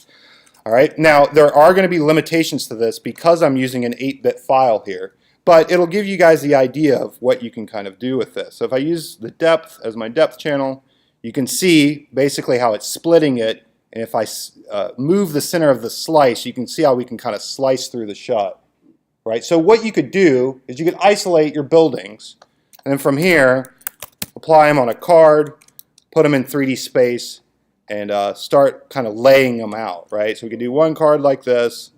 We can maybe have another Z slice that slices another area of it, set it up on a card, and keep going on stuff like that. Now, again, that brings me to the bit depth issue, which we'll talk about so you guys can see the bit depth issue and why you always want to render stuff like this at the highest bit depth. But let's say we want these buildings kind of here in the foreground. Let's maybe adjust this a little bit and get something more like that, just so you guys can see kind of what I'm doing here. The 8-bit artifacting is this right up here. Okay, right. So you guys get the idea, right? See how I can kind of separate this stuff. Again, doing this stuff after the fact, right? This is post 3D. We're working in a completely 2D kind of thing here and then going back into 3D. Now, the limitations of dealing with bit depth and why you always want to render these types of passes. So any type of pass that's going to be simulating motion blur or position passes, normal passes, any type of data pass, depth pass, you always want to render these out at the highest bit depth. So let me show you an example of what I'm talking about here. So I have this image here, all right? And again, we could do the depth effect on this too, but what I want to do, sometimes it's, you want to put something into the scene, kind of place it in 3D space. So again, you could either use a Z-slice to do that. So let's say I have some noise here, right? And we're just going to pretend, is this animated? Yes. All right, we're going to pretend this is some smoke here. All right, and we want to place this into our shot. So what we're going to do is we're going to, like I did before, use the depth from the shot and add it into our smoke. So we're going to do, let's do a shuffle copy this time. Again, it's exactly like the copy node, it's just kind of a different way of doing it. So again, the second input is where my main passes through, and then we're going to add the depth in. So on my input 1, right, again, input 2 is just passing through, that's the smoke, so input 2 goes this way. And then input 1, we're going to say, let's send it to depth, right? And I'm just going to grab the red channel. Again, it doesn't matter, so the red channel would work. So now if I look at the shuffle copy, still got that smoke there, but you'll notice there's that depth channel set that has that depth information. There we go. Okay, so let's start cutting this up so you guys can see what it looks like. I'm going to go ahead and comp this over. And we will do a Z-slice. And I will select my depth as my Z. All right, so give me a second because I have to get this one lined up because these values go really small. Okay, here we go. All right, so here is where we're losing data from the 8-bit file. You can see it right here, all right? See this? This is the compression. You can almost see it in the rows, right, splitting through. So when you're trying to cut through this scene using an 8-bit depth pass, it tends to look a little odd, right? You get these weird kind of mosaic or these just weird looking patterns here. So if I go through the center of the slice, see if I can just kind of adjust this. If I use the scroll wheel, all right, there we go. And let's just fine tune it. This is why I wanted a mouse so I could do this. There we go. Anyway, you guys see what I'm talking about here. Now let me show you guys when you use a 32-bit data file as your depth. Yeah, what's up? Like between like 8, 16, 32 depth tests, like how much more intensive is it for? Oh yeah, it can get more intensive. And honestly, man, 16-bit is going to be more than enough. You know, a lot of times we just stay with 16-bit because, like I said, once you get into 32-bit, you're getting into like theoretically infinite variables. It's like a lot of different variables. So Nuke, like I said, converts everything to 32-bit. But again, you can see this is still 8-bit. So even though it's 32-bit, it's not really. It's just adding a bunch of zeros to the file, right? It's not really doing anything. But yeah, it does become much more processor and render intensive. Again, that's something that you have to consider. You guys in school, you're doing these little simple tutorials. You don't ever have to think about like management of your RAM and your resources. But when you're in a production and you're working on a 4K shot, that is something you have to keep in mind and you have to consider. That being said, let's do this again. Where would we attain 32-bit? You can render them, yeah. You know, you can render. You can set it up if you're using RenderMan, you're rendering EXRs. It'll tell you like if you want to render a 16-bit, and it'll say what you want a 16-bit half, a 16-bit float, and then it'll say you want a 32-bit file, so you can designate what you want. All right, so I got to adjust a few things here because there is depth. We want to grab depth and put it into depth. Okay, so now look at this. It's going to be much smoother as I go through this. Also, this is a 4K image, but you can already see we're not getting into that weird banding. It's going through nice and easy. It almost looks like it's almost the inverse of like coming out of water or something like that. So again, look how fine-tuned these values are. But you see how nice and smooth that is? You're right. You're not getting any of that type of banding as I'm going through this, right? And again, that's what those just that extra data, having those values between your darkest and your brightest, give you, right? With this type of control. So this is just to demonstrate, right? When you're rendering these data passes, like we do as compositors, you always want to render these at high bit depth, for reasons like this when you're trying to do your comp work. Otherwise, you're going to get these weird artifacts, and you're going to be like, why is that working? Like when I was showing you the skyline from Star Wars, and you get those weird types of artifacts. That's just because the data is getting clipped, so that's why you're seeing like this still just stuff there. All right, that makes sense with the channels. You guys good so far? Yes, kind of. Remember, this stuff's being recorded, so please feel free to go back through it. The pre-molt, I showed you guys the pre-molt. We kind of went over that, right? When I showed you guys why you don't want to color correct a pre-molt, right? We went over that. Let's actually do the over operation, because we can make the over operation on our own. You guys remember, what is the over operation? Who can tell me what it is? A plus B parentheses. You got it. A minus A plus B in parentheses, 1 minus A, right? The inverse of the alpha gets multiplied by B, right? So that's what we're going to do first. So we're going to take this guy, that's the alpha for A, we're going to invert it with an invert node, and then we're going to multiply it with B. So we're going to put this, like this, and make sure that my resolutions are the same here. Yep, okay. And make sure this is set to multiply. We get something like that. All right, that's the first step in the over operation, what we just did. Now we take a pre-multiplied A, so we need to make this pre-multiplied. Now we could copy this in, right? And I could create a pre-mult and get transparency. Other way I could do it is I could just simply A over B and multiply it, right? We're basically doing the same thing where we're getting the transparency into the color, right? So if you take this, multiply it, you get that. So the last step, you just add them together. We take another merge, and we hit plus, and A gets plussed with B, okay? And that's basically what's happening under the merge node when you select an over operation, right? It's just what I did there. Now let's see if I can get these operations. Are they going to pop up for me? There we go. All right. For some reason, this was not happening in lecture today, but now it's happening. Okay, so that's what's happening with the math. All right, important to know this stuff when you're trying to mix stuff together and get a particular look that you want, right? You need to know what's happening underneath the hood. Oh, I don't need a multiply, I need a plus, right? That's what I'm trying to do. I'm trying to plus stuff, not multiply it. Or I want to divide, I don't want to add, right? So again, like with most settings in Nuke, unless you're in lecture, it'll give you a little highlight over what it does, right? These nodes here will tell you what they do. Oh, now it's not working now. Oh, there we go, right? Okay, so let's get into our color now. Yay. We're going to do color, and then we'll do our lens effects, all right?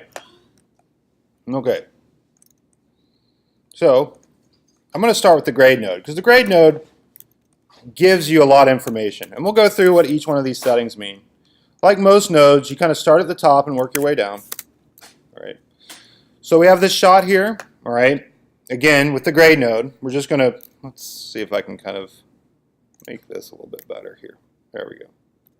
You guys can see it. Man, let me see if, okay, that's better.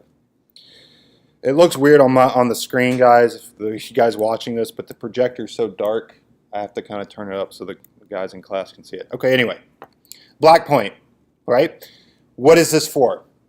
It's what you want to be black in your image, right? Whatever you sample, it's going to turn this to black. So let's say I want this value to be black. I'm going to grab the color picker. I'm going to hold down Option Command and click and set it to black.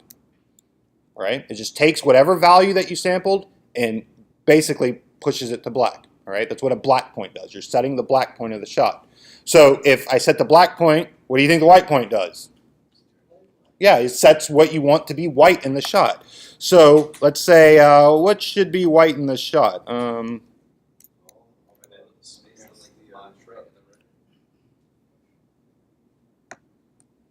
That's weird. Oh, that's what's happening. Right. The white spot in the image is actually right here. All right. Option Command and click. Now, you guys notice I'm holding down that Alt Option modifier. All right. If you Command and click, watch what happens. Well, you can't really see it. Okay, so watch when I Command and click. All right. You see why that's happening? Okay, so here's what Nuke's doing. Because I'm holding down Command and sampling, it's sampling after the node. So let me show you. So here's the node. It's sampling after the node. So what's happening is I'm sampling that value. Nuke is seeing the value that I sampled. It's changing it. And then it's seeing that value I'm sampling. It's changing that. And now it's seeing that it's kind of getting in this endless loop, which is why it's creating something that looks really jacked up and whacked out, right? So when you hold down that option modifier, you hold down Option Command and sample, it samples before the node. All right? In reality, what it's doing is just sampling the viewer. It's bypassing everything in the node graph. Okay? But when you sample like this, you need to make sure you either hold down before the node or after the node, depending on if what you're sampling is passing through that node.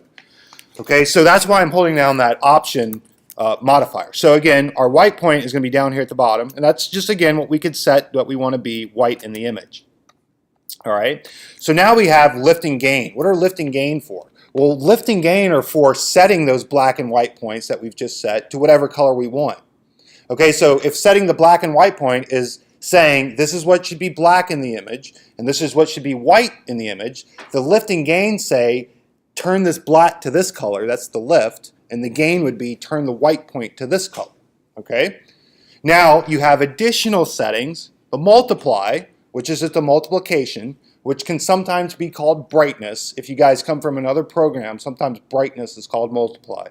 All right, you have an offset, which essentially is an add. This is going to give you a very milky look. So as I up this, it's almost like this gray type of milk. This kind of milky look is happening to it. And then finally, you've got a gamma adjustment, which can give you just contrast, right, as you adjust it. Now, these last three settings, you're not meant to really mess with these too much, right? These are for subtle adjustments, right? So you shouldn't be jacking these sliders around, right? You might need to slowly increase the multiply, maybe offset it just a hair or two, right? Nothing too drastic. In fact, with color, you don't ever really color drastic. Color correction is all about the subtlety. So it's adding a little bit of color here and removing a little bit of color there, right? But that's essentially kind of like the breakdown of a grade node and what these settings are doing here. But let's kind of use this in a more practical sense, all right? So this shot here, all right? Again, this is a typical type of shot that you might get. Now, what's wrong with this?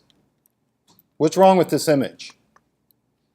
Look at it. Think about, look at the color of it. Yeah, I mean, there's green reflections, but wouldn't you say the overall tint to the image is very yellow? Yeah. Right? It's gross, right? And it's just because the indoor, it wasn't the camera was not calibrated for indoor lighting and those lights that they were using. It was calibrated for some other lighting or maybe outdoor lighting. So when they shot this, the white balance was off. Okay? It's common to get shots like this. Now, most of the times you might have a slate. You guys know the slate, right? Anyway, have you ever looked at a slate? Let me see if there's a slate. If I do this, I'm going to get myself in trouble. Okay, so anyway, most of the time you'll have a slate like this. Now, you notice, what do you have? You have midpoint gray, you have black, and you have your primaries, right? This is so you know exactly what colors are supposed to look like on the set. That's why they put these on the slate. If I need to grab white, I can just grab white. Sometimes they'll have white, or I can just grab white here. But you might not have the slate. By the way, the clapper, you know when you clap the slate, you guys know why they do that? Yeah, very good, to sync the sound, right? So that's the whole reason why they do the clap. Now again, if you don't have something like this in your plate, then you just have to determine what should be white and what should be black in the shot, right? Hopefully you have a slate like this, but now that we work digitally, you don't really get takes with slates. See, back in the days with film, film's expensive, so they would slate everything, and they would stop the film, and then the next take, they would slate it. With digital, they just shoot and shoot and shoot, and they just keep that stuff recording. So you might slate something, but inside that slated movie file that you have, there might be 20 takes, you know? Because it's just the way that they kind of work digitally now. They just shoot, and just leave the cameras rolling, and they just keep doing the performances until the director says he's happy. Regardless, all right, we have to determine in this shot what we think should be white and what we think should be black. Now, this is a pretty easy shot because we all know stormtroopers should be white, right? So if we're needing to determine what should be white in this shot, probably the stormtrooper, okay? So what we can do, I'm going to do this a manual way so you guys can see how this works. I'm going to sample these values here right on his chest. Now, what I'm doing is holding down Shift-Command to get this little red bounding box. All right, and what Nuka's doing is it's looking at every pixel inside this red little bounding box and giving me an average down here at the bottom. So look at these values that we see in the red, green, and blue channel. All right, remember, we're working in additive color. So if I need to neutralize this, how do I do it? What do? I got to add in, if you look, a little bit of green and a whole lot of blue, right? Because I got to get it to that 0.63 that matches the red. You don't want to take the red out. Remember, that's not how we color correct. We work in an additive space. So we add in green and we add in blue to neutralize it. So let me show you how to do this. Again, I'll show you guys a slow way to do it. And I'll show you a much quicker way to do it. So it's 5:52. All right, so I'm about to show you guys a little trick. And I'm just saying that so you guys know where it's at on the video. All right. If you guys click on, for example, the white point, you click on the little color wheel, you're going to get this little tiny color wheel that's inside the node. That's not the good color wheel, all right? Better way to do it is hold down Command and click the color wheel. This is the color wheel you want to use, the one that floats. First, it's scalable, so you can scale it, but then you have different ways of how you can color correct. Now, you guys are probably going to either use RGB or hue, saturation, and value, but you also have something called TMI, that's temperature, magenta, and intensity. It's a different way to color correct. Again, if you guys are coming more like a photography background, you might want to color correct this way using color temperature. Again, you guys are probably either going to stick with RGB or HSV. So let's use RGB for this since we're color correcting RGB. I'm going to set it up so we can kind of see it all at the same time and do it. All right, so what I want to do is grab the green and the blue and just get it as close to that 0.63 as I can. So I'm just going to add these in. This thing. All right, I'm going to back off just a little bit. This thing keeps, I'm trying to use this mouse that came with my Wacom tablet. Doesn't really work that well. All right, so again, I've got the green pretty close. Once you get to about 0.63 or so, two or three numbers, that's pretty close. Okay, so now we just need to add in a whole lot of blue here. So we're at 0.2. I got to keep coming up. 0.5. I'm just clicking on the next one. Keep adding it in. Oh, went too far. Click on the next one. Keep adding it in. Get it as close to that 0.63. Okay, something like that looks pretty good. Go ahead and close this. Now let's look at our stormtrooper here. All right. Okay, so that's, before I just did that, and now that's just doing that. See how we kind of neutralized it? But I want you guys to notice something. It's kind of hard to tell, but the image got a bit brighter. Right? If you guys remember with our eyes are broken up in two different categories, right? We have what represents light and what represents color. You guys remember what those are called? Rods and cones, right? Remember I said you can kind of look at that in the digital realm with an image. You can kind of break up an image into kind of two categories. The brightness in the image, or the luma, and then the color, the chroma. So we just got the chroma, right? Now let's match the luma, okay? So it's always a two-step. You get your chroma, and then you do the luma, all right? So here's how you can look at two images at the same time. I haven't shown you guys the wipe command, have I? Have I shown you guys the wipe? I can't remember. Okay, I'm going to show you guys again anyway. All right, so here's how the wipe works. You need to have two inputs. So I can't use this thing. All right. So the grade node, that's our color correction, and then the original plate I'm going to put on input 2 of the viewer. And of course, you can flip between them. There's mine, there's this. So here's the wipe. These buttons up here at the top. I can basically wipe through both inputs at the same time. So if you select wipe, right, you can see the original plate's on the left and mine's on the right. And see how I can wipe between them? This is what the wipe's doing. Now, I've shown you guys how to look at color channels, right? You can look at the red channel, you can look at the green channel, you can look at the blue channel, right? You can look at all these different channels, all right? You can also look at just the luma or the brightness in the image by hitting Y. If I hit Y on the keyboard, now I'm looking at just the luma. If you guys notice, it says LUM for luma. This is just the brightness of the pixel. No color information at all. So we have to match this. If you guys notice, mine is much brighter than the one on the left. So this would be your gain. All right? Of course, you could set this to a color if you want, but if you just need to bring the brightness down, just grab your gain and start dragging it down. Now, here's the key with the wipe. All right? And this is how you use it. Once you see your wipe line disappear, you know you nailed it. Right? So it's all about making this line disappear. All right, so as I grab the gain and bring it down, we're trying to make that wipe line disappear. Up, right about there. All right, nailed it. So now, if I look at the original, let's go back to Y. Okay, there is the original plate, and there is the balanced. Okay, you guys see it? Brightness is the same. We've just neutralized the white. Now, I didn't do black because black's not going to be as noticeable. But yes, you want to set black. So I kind of skipped over it. But yeah, you would want to say what's black. Obviously, anywhere in here probably would be black. Option Command, sample it. All right. Now, that was the slow way to do what I just showed you. There's a much quicker way to do it. All right.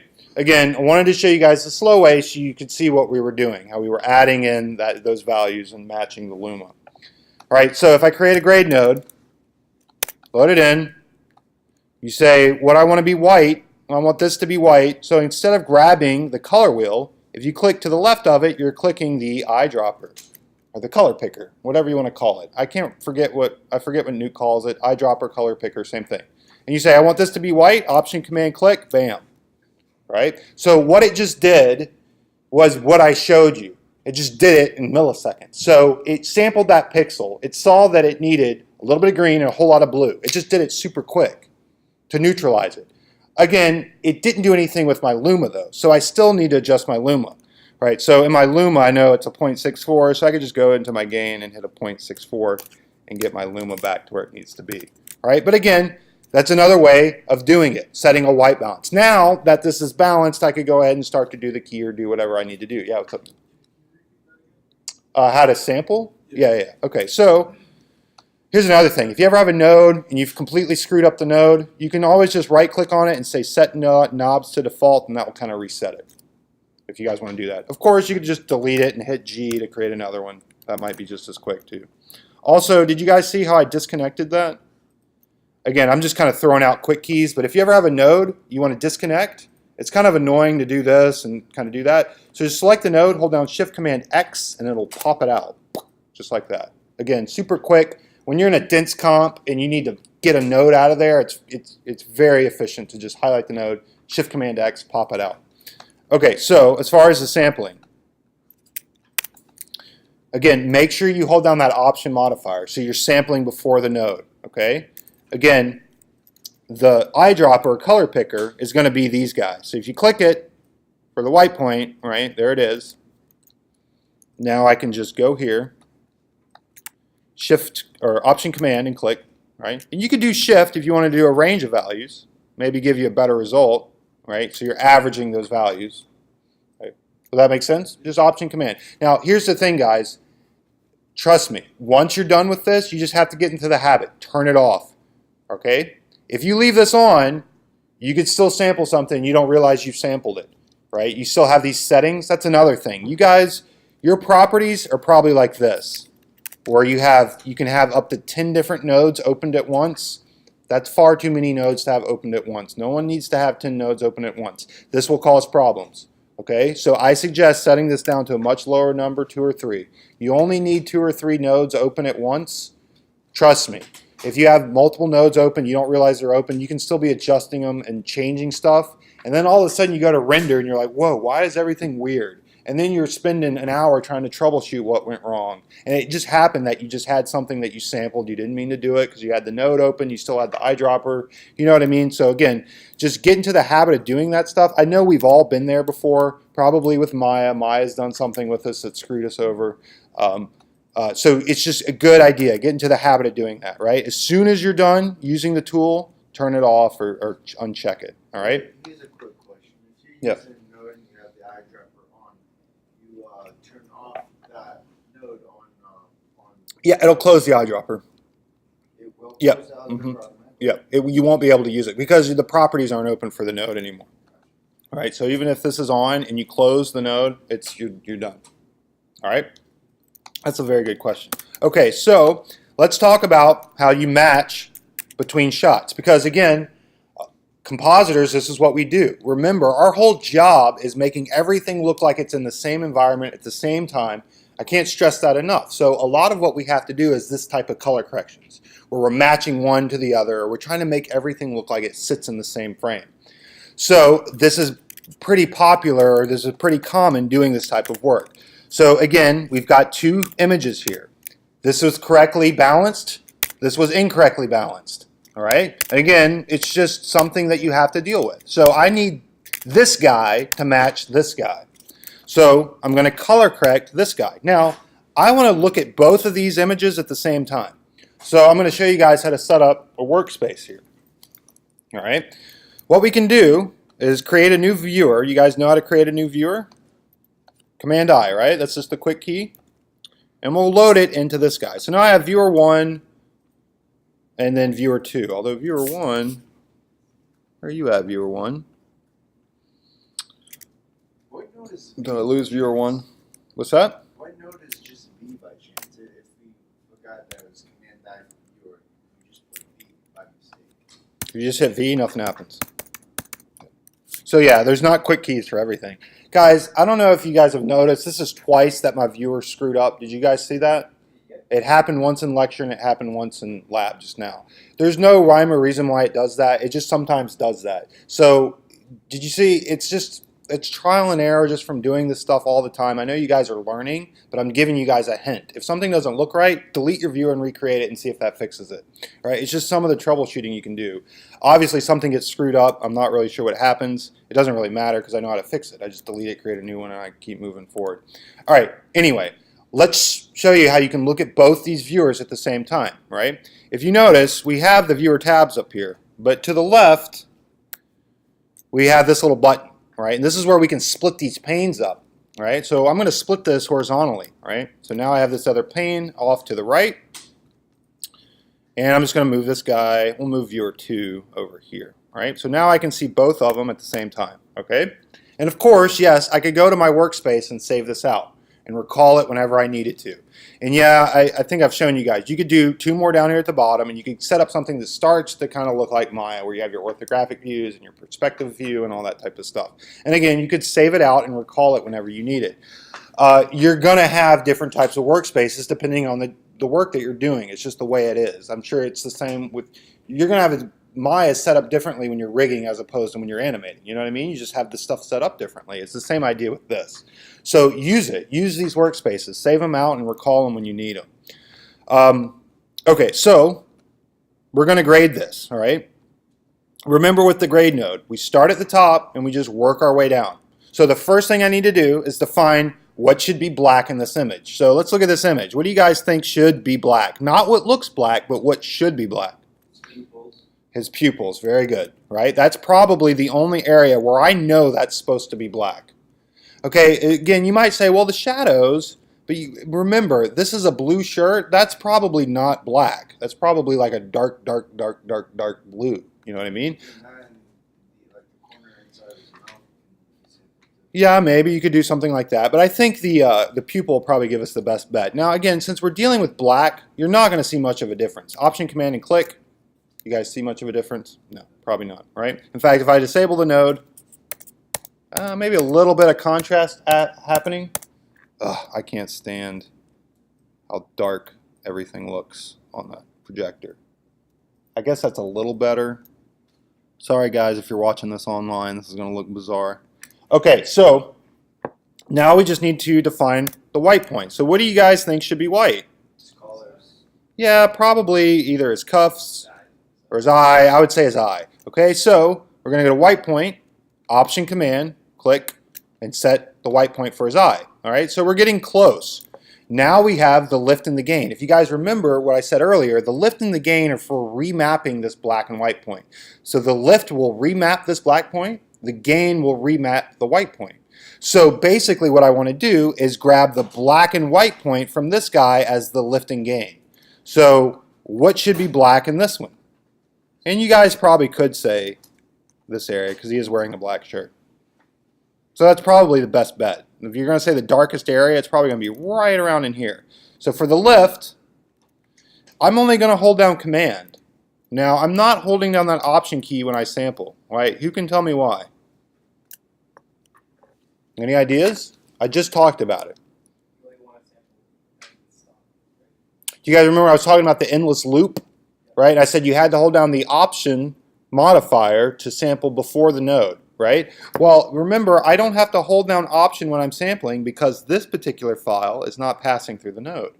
You see that? So I don't need to hold down that Option key. I can just sample with Command. All right?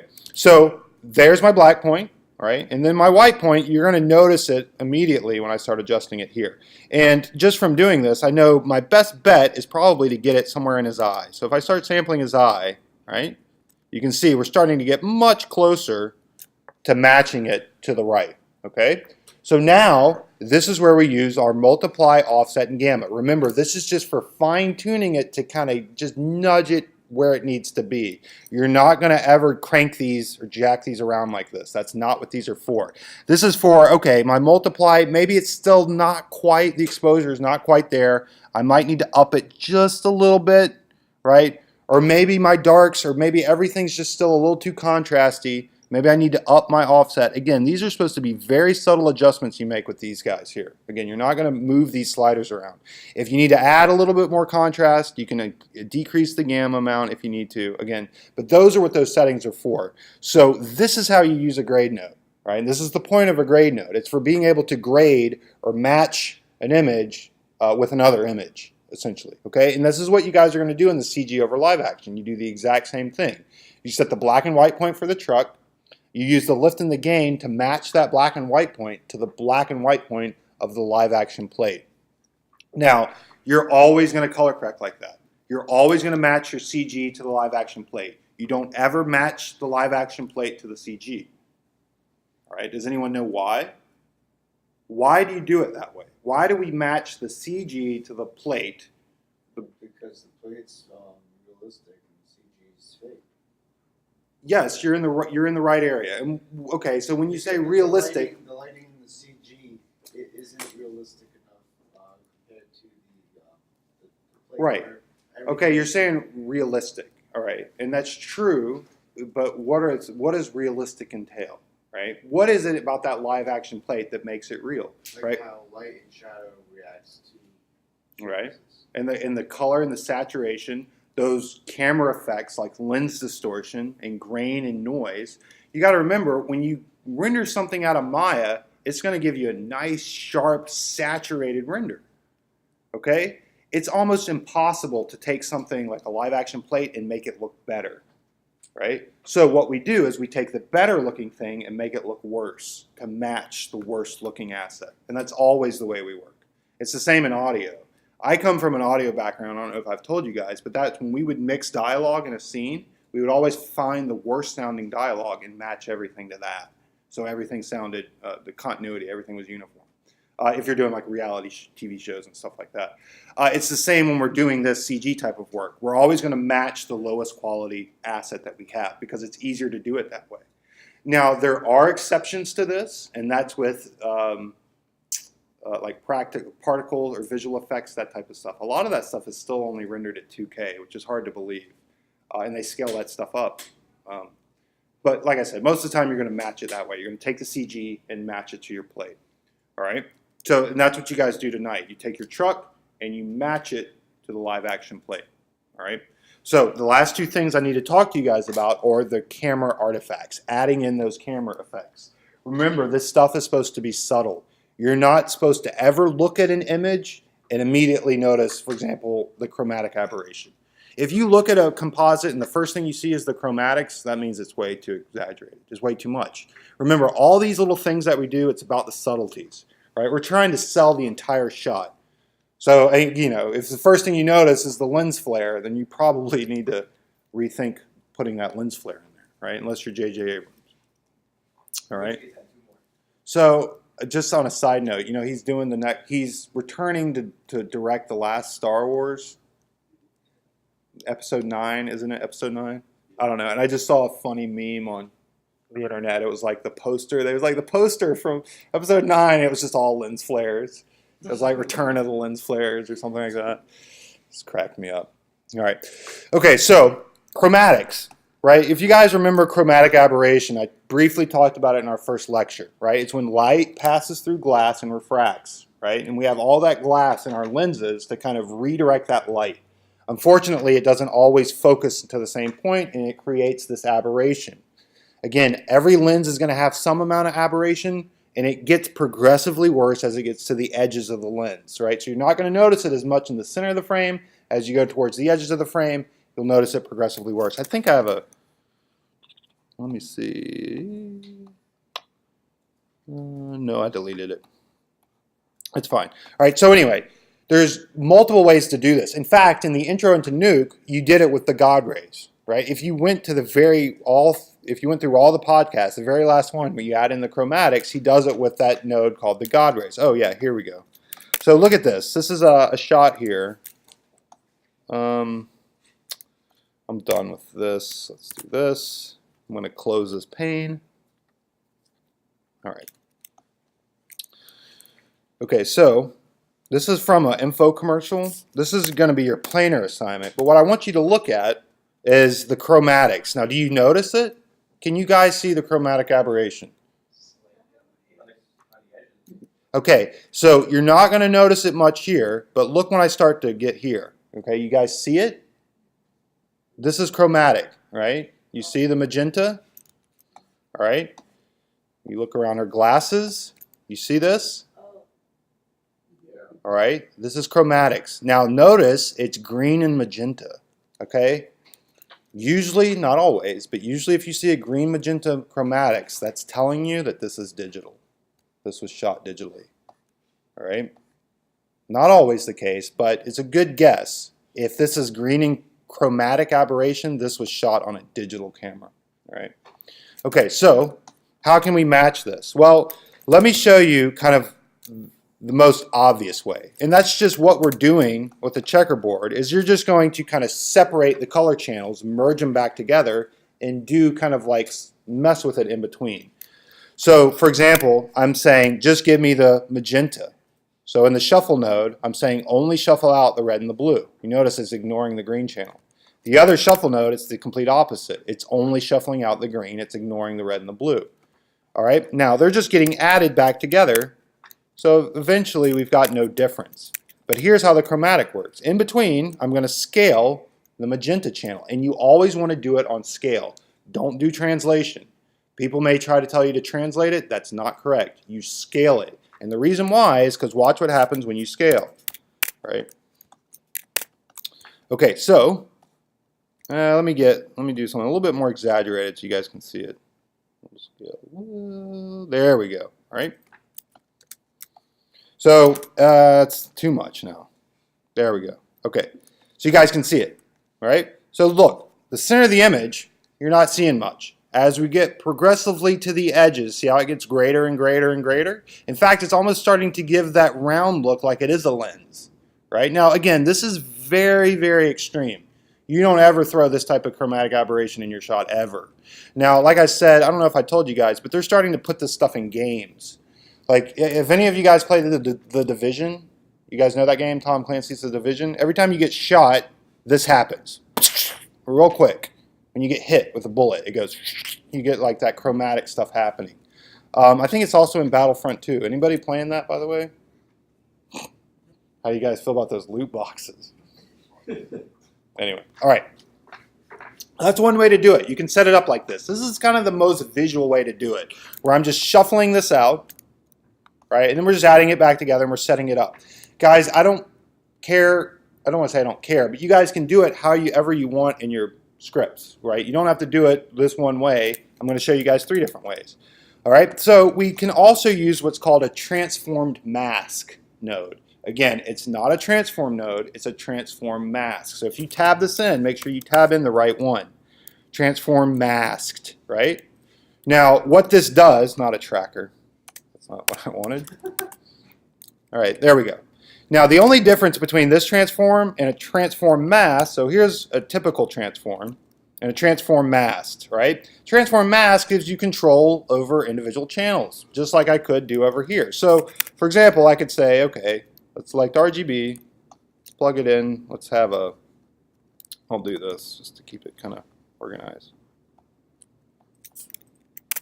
You could say, well, let's only affect the red and blue channels, and let's start upping the scale. Guess what I'm doing? Whoa, that looks very similar to what I was just doing over to the left, right?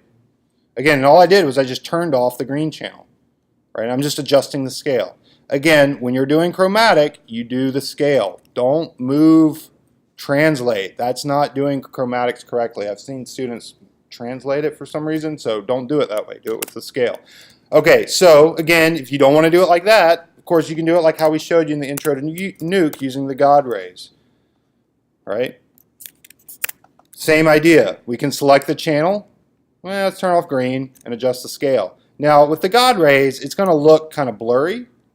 All right, so with your steps, you just need to knock this down. There you go. And you get something that looks a little bit more like it. Okay? Guys, make sure you add in your chromatic on your truck. Now, again, this needs to be subtle. So when I talk about subtle, I mean something like 1.02, right? Again, this is not supposed to be consciously noticeable. If I open up your script and the first thing I see is chromatics, it's way too much. Again, this is the stuff that you don't consciously think about, but your brain expects to see it. This is part of the stuff that adds to that photoreal kind of term, right? What makes something photoreal, all right? Now, not only do we have to deal with the chromatics, we have to deal with, finally, what is the last stage? When the light hits that sensor, or it hits the film. So the grain stock, or the noise, we have to incorporate, right? And you guys are going to match the noise from the back plate to the truck. Now, in the video, I show you guys the manual way of doing it, and that's the way I was taught when I was out west, how they showed me how to do it. This was before we had nodes that could just do this for you auto. So the way they taught me was you just do it on a per channel basis. You look at the red channel, you match the red channel. You look at the green channel, you match the green channel. You use your eyes. It's not that hard to do. That's how I show you guys to do it in the podcast, okay? You can do it that way in the manual way, and big thumbs up and mad props if you do it that way. But there's also kind of an auto way to do it with just a node. And I'm going to show you guys this way because in reality, in production, we just use this node now, right? The node just kind of does it for you. So I don't mind showing you guys to do it this way. You can do it the manual way like I showed you, like I was taught, or you can use this node in your script, okay? Either way, I'm not going to count off. As long as you got the grain and you're matching it in there, it'll be fine. All right, but let's look at this shot. All right. Now, again, this was shot on film. This is film stock, right? And I want you guys to just look at this grain in this image. You guys see it? Again, you can't remove that. You can try to denoise, but what you're going to do when you denoise is you're just going to blur the image. You're going to degrade it, lose quality. So that's why we have to add this stuff into the CG as opposed to trying to remove it out of the live action, which we're never really going to be able to do. It's not going to look right. All right, so let's say we have some CG here. All this stuff, let's get rid of. Okay. So there's my CG gray square. All right. We're going to pretend this is something else, right? But what we want to do is get this grain stock or grain pattern onto this, okay? So we can use what's called the F-free grain. Now the F just stands for furnace core. That's just the plugins that come with Nuke. If you guys look, the furnace core plugins are all down here. Unfortunately, we just don't have time to go through a lot of these plugins, but we will talk about the regrain here, all right? So the F-free grain, all right. We are going to grab our source and grab the grain pattern from here, right? Now, if I load the F-free grain into the node, it's going to say, please provide an analysis region to grab the grain stock. So whenever you're trying to sample for grain, always try to find something that looks very neutral. So if you can find grain against something that's gray, that's what you're aiming for. You don't want to find, or you don't want to sample from something that's too dark, where you're going to get unrealistic or it's too much grain. Somewhere in this area is probably going to be my best bet. So if I sample this area, right, you're going to crash Nuke, right? And that's just what happens. So that brings me to a good point. Watch this. Because Nuke has a really awesome autosave, if you guys didn't know.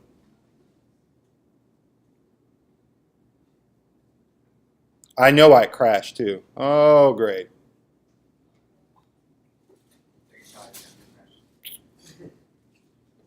It's because of my viewer. So you guys can see it, for some reason on this machine, whenever I gamma slam my viewer at the gamma, it makes my system crash. So I'll have to say no on the autosave. Okay. And get this kind of back where it's at. All right. Well, we're pretty much where we were at. So, all right, we sampled the grain. All right. And now if you notice, right, there is the grain stock on our CG gray card. Do I dare do this? Okay, yes, because that brings up a good point. You guys can see it, but I want you guys to look. Let me jack this all the way up. Hope I don't crash. Okay, look at all this crap. You see all this happening? This is very, very, very bad. And the reason why is because this image is pre-molted, right? The F-free grain does not like pre-multiplied images, right? And that's what it's doing. What it's doing is it's taking that last pixel that's at the very edge and it's just stretching it all the way to the end of the resolution of the viewer. Right? Now, if you were to comp this over, this is bad. You don't want to comp this junk over your live action plate. So, what you have to do with the F-free grain, and you guys need to do this too, when you add if you do it this way with the F-free grain, is you need to unpremult first. All right? Then premult, do your F-free grain, and then premult after. Right? Now you'll notice you're not getting any of that stuff. You composite it over. You guys can see it on the, hopefully you guys can see it on the projector. I'm trying to find a good medium. See, it's much more integrated in now, right? You guys see it? Can you guys see the grain on it? Right? Again, do it. You can use the F-free grain. Let me see some of you guys try to do it the manual way. It doesn't take much longer in the podcast. Like I said, you just do it on a per channel basis. So you look at the red channel, match it. Look at the green channel, match it. Look at the blue channel, match it. But you can do it that way too if you like, okay? So you guys have the CG over CG to do and then the CG over live action to do. Remember, don't forget about the discussion. Please give me an informative response to the discussion. I don't want to tell you it needs to be so long or something like that. I don't want you guys counting words. Just give me a response, right, to the questions I'm asking. And then take the test for me, right? We'll all go over the test. We'll see how you guys did on it, okay? Anyone have any questions about the stuff I've gone over? Yeah. It's not over, but when do we review the test? Or we'll go over it? Yeah, we'll go over it first thing Thursday. Okay. Yeah. Now, you guys, check our schedule this week. You notice that we have lab Saturday, right? No lecture, but lab Saturday, all right? Now we're going to work this out to where I'm just going to make it one of our lectures, but we don't meet until 5 o'clock on Saturday here. So don't go at 3 o'clock over into building 3. I won't be there. We'll sit there for 2 hours and then come here. So, but please be here on Saturday. Guys, remember, you can only miss 6 hours in my class. You can't go over that. So just so you guys know, I don't want anyone to fail for attendance if they didn't know how many hours they couldn't miss, all right? You guys have any questions about the stuff I showed? I know I covered a lot. It's why I record it so you guys can watch back through it. It will take me a while to get this exported, but as soon as it's uploaded, I'll send you guys the link, all right? You guys have any questions, any comments, concerns, critiques, criticisms, compliments? You should look at bird video. Another video? You should do it. Pretty fun. It's a video of birds. All right, so here's what we'll do. I'll give you guys a break. Everyone get up, take a deep breath, stretch your legs, come back by 7. All right, everyone be back in the chair by 7. All right, if you guys want to come back earlier, that's fine too. But I want all you guys to get up and take a break for a second. Go do something else, walk around, get a drink of water, and then come back and work on your assignments.